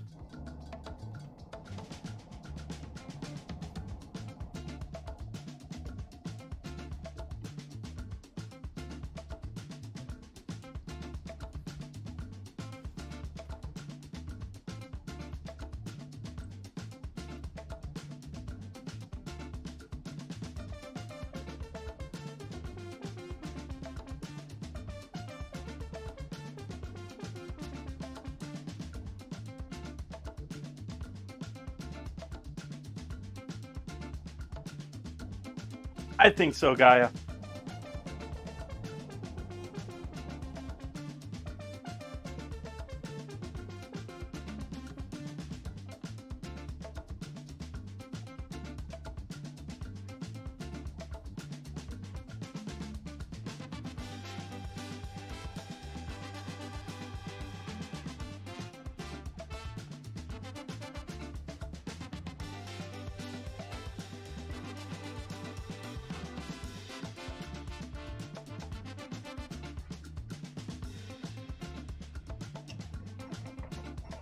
Waiting for this oven to come back up to 400 degrees.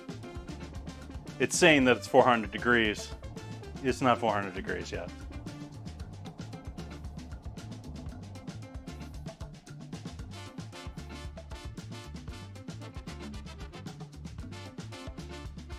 One of my families, my extended families, not necessarily my close family, but extended family, they all love sour cream potatoes.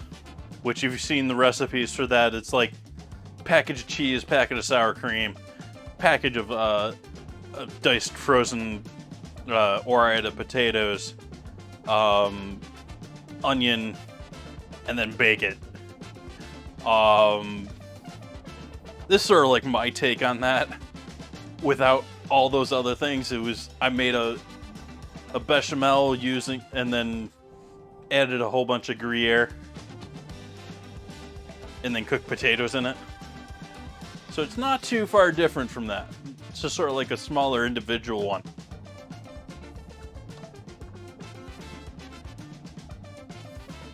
Oops, I forgot I had that back there.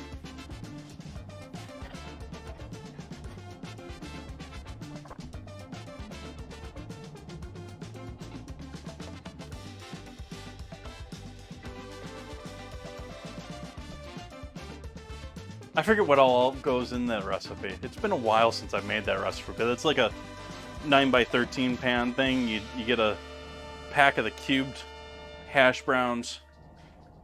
Like I said, it was sour cream. Oh, cream of chicken.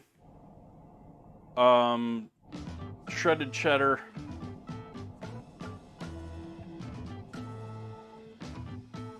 Is there a stick of butter in there too?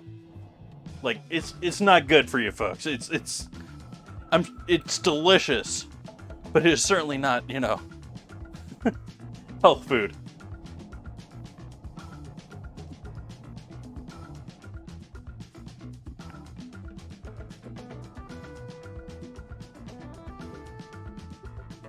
Merlin saying so much going on today. Yeah, it's sort of a complicated evening.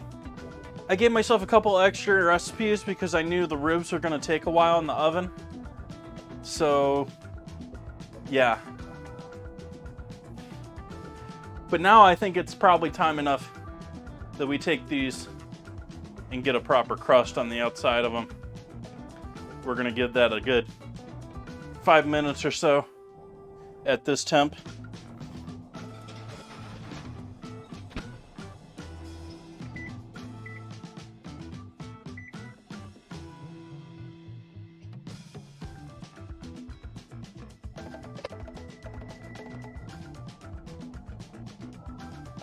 We're sort of on par with like a Wednesday night dinner right now, actually. We have our equivalent to the dessert, and then we've got a full-fledged dinner.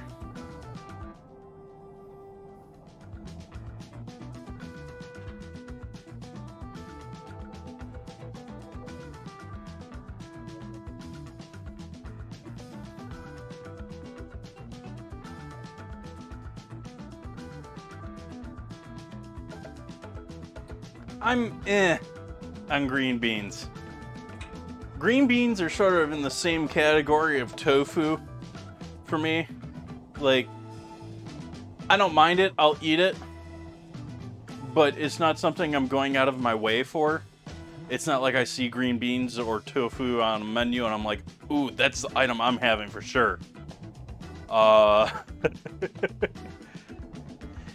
But on the other hand, if someone invites me over to their place saying I'm going to serve you tofu and green beans, I'm not going to say no.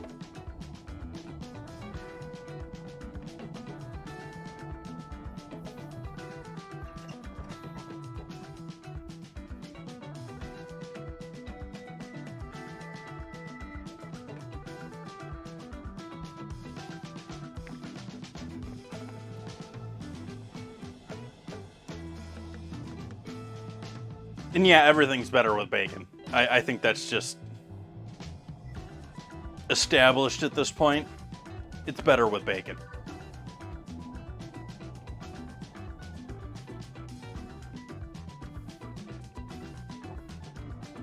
I think I need to revisit frying tofu.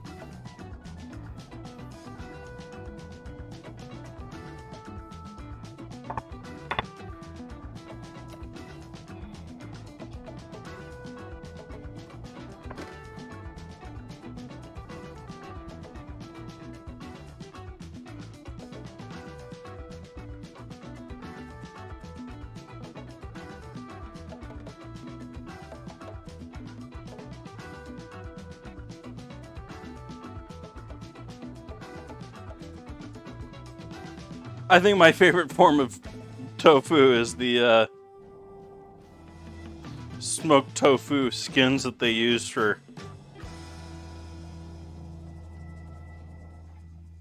sushi.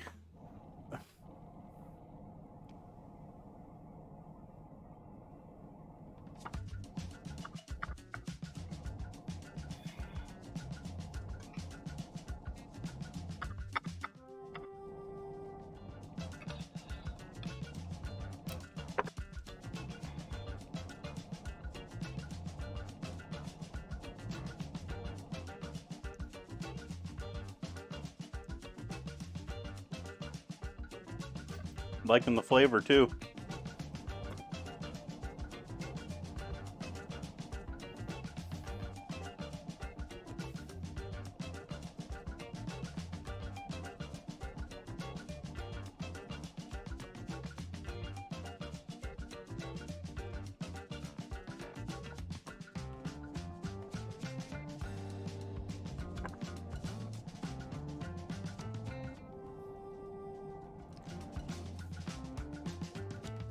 So, not too cakey, but more so than some other cornbreads I've certainly have.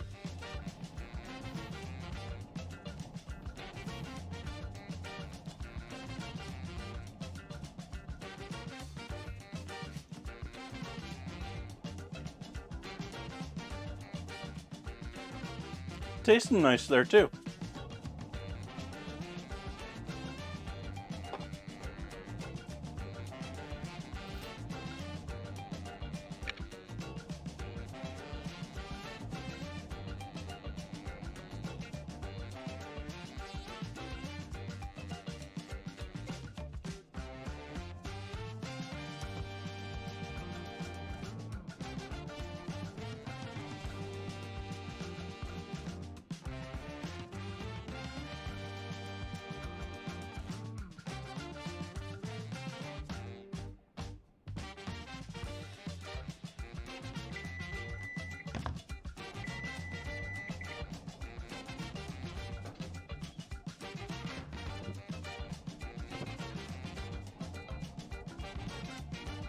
Okay, we got that most recent.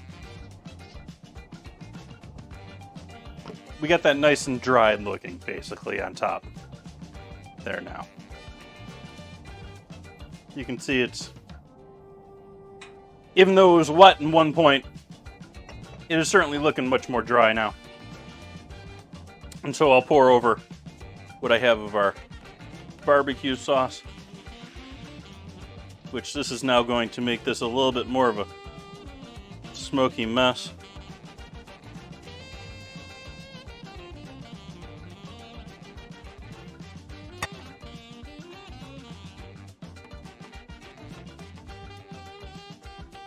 And that's going in the oven now at 400 degrees for another 5 to 10 minutes.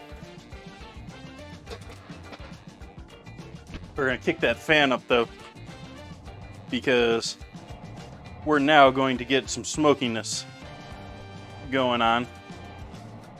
If you're doing this at home, now's the time to open the window if it ain't too hot out.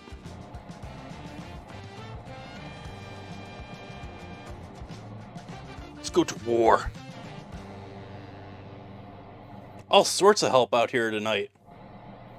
All sorts of fun, new friendly faces in stream readers.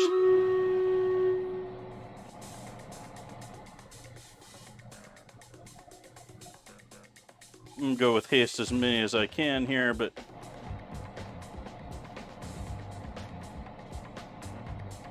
I'm gonna miss a couple of you. Trading 2 for 2 there.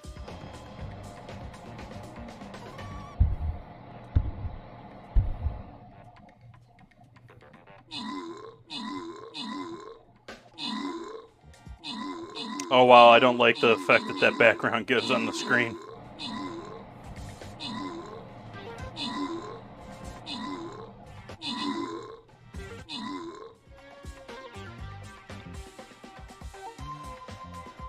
That background is like painful on the eyes when it's too small. Sorry for the flashes if it bothers anyone. Victory. Care Bear Cares and Morocco getting our kills and assists. Care Bear Cares getting the scrolls. We're going to call this as our last battle of the evening. We're going to continue on here starting on Tuesday when we're doing our ribs, when we're finishing up our beef ribs back here. Meantime, we got lots of other food to finish up here.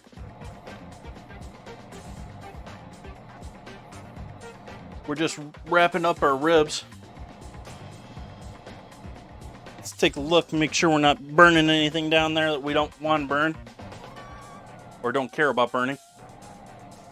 Got a beautiful au gratin potato over here, which I hope I took a photo of. I think I was starting to do that when the battle was going.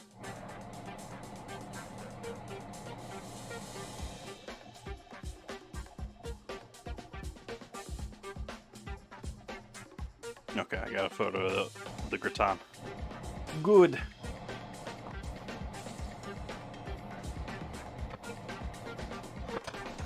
So we just got a couple of minutes here until we pull these ribs out.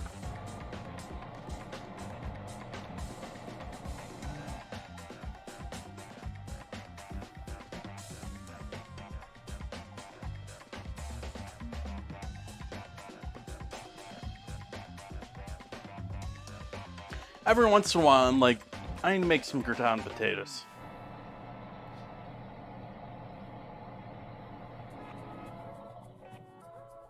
That's sort of one of my... Anyone out there remember... Oh, I don't even remember the name of the restaurant anymore. There's a restaurant that my family used to go to that was all over the place, and it went out of business, I want to say 15 years ago. But it was like the old folks chain restaurant.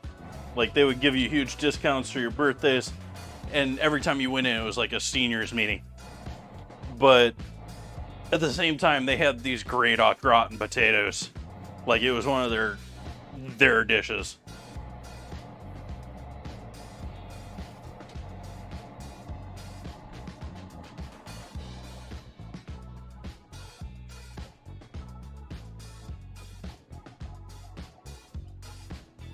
How so? I mean, you can't have... The biggest problem with au gratin potatoes is not knowing how much your potatoes are going to absorb versus how much liquid to add in them. And so, whether you're going to have enough cheesy gooiness or if it's just going to be a bunch of potatoes is really your battle.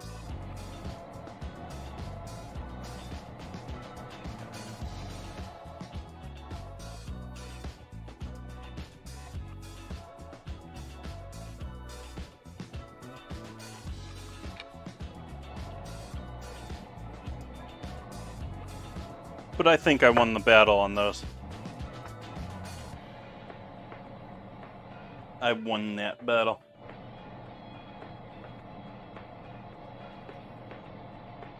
That is it, Merlin. Bill Knapp's. Chocolate cake, chicken fricassee, and au gratin potatoes all day. This is like all they sold.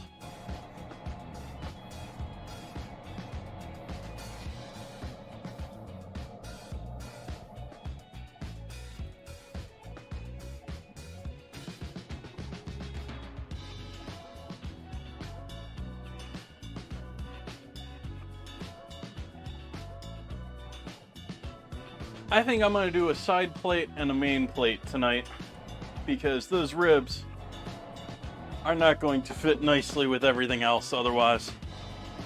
So we'll use this to hold our giant plate of ribs.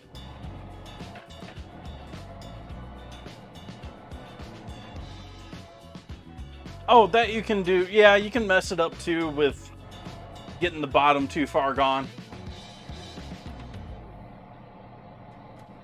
Do I want to do both in one? Or do I want to do two? I might just leave the potatoes as is and throw some greens in a bowl. I think that's the plan. I'm going to ignore that I just knocked a spatula on the ground. Let's take some of these lovely, well-braised greens with all that lovely flavor in with them.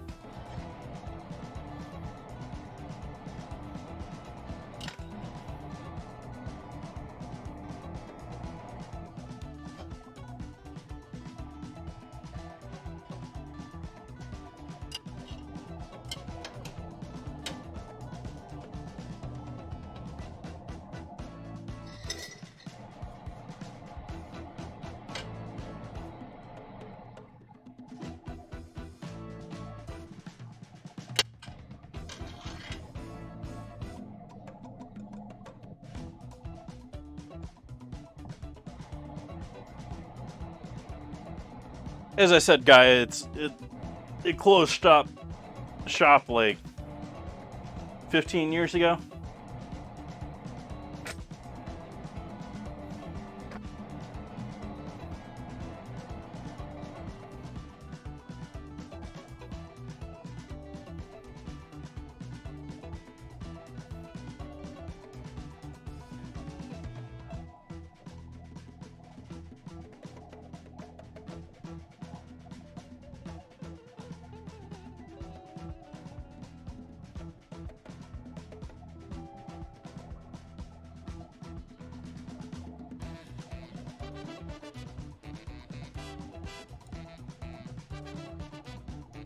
We'll add more liquid next time.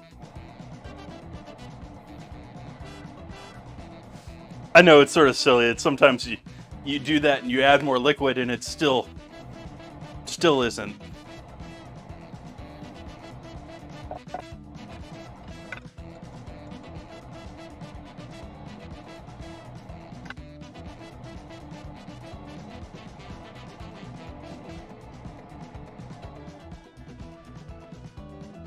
Let's take a look at these ribs.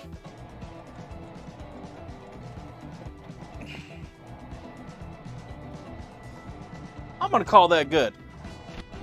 We could go longer. But I think that's going to have some great flavor just like that.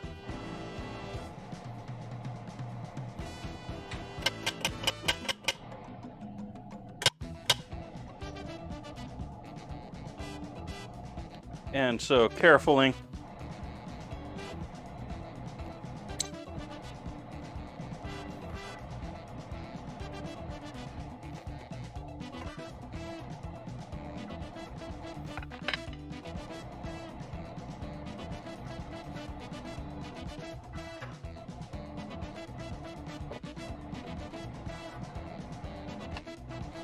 and we have ribs.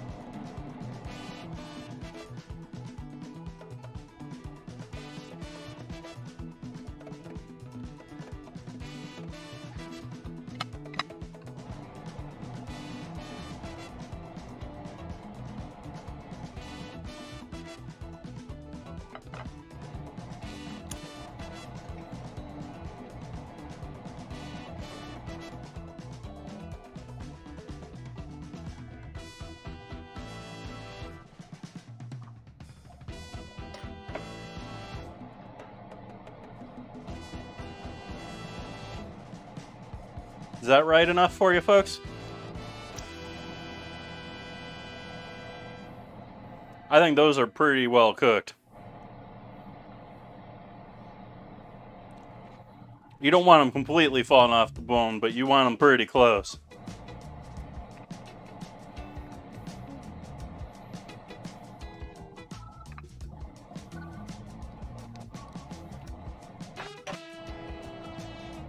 Those are going to be good.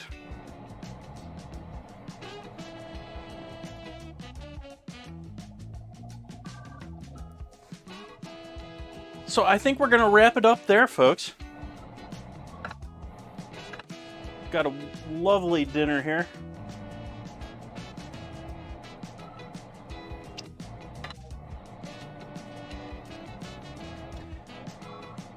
I've had my fair share of Fireball. I might do one. Let's do one more Fireball tonight.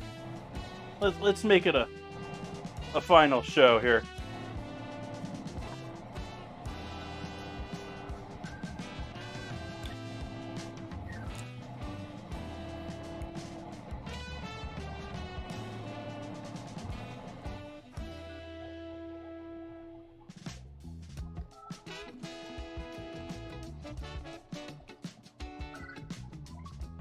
By the way, I should point out, too, that 10,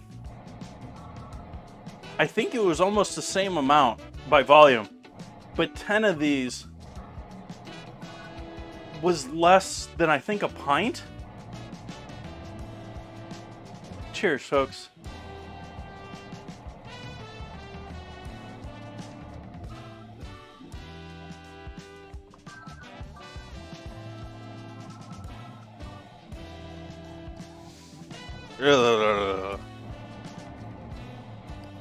Alright, folks, I will be back here on Tuesday.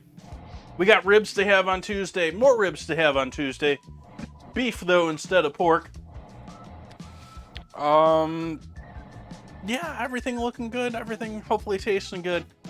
Thank you all for joining me tonight. I hope to see you back soon. Let's see, I went and got into my closing spiel before even looking to see who's out there in the streaming world tonight.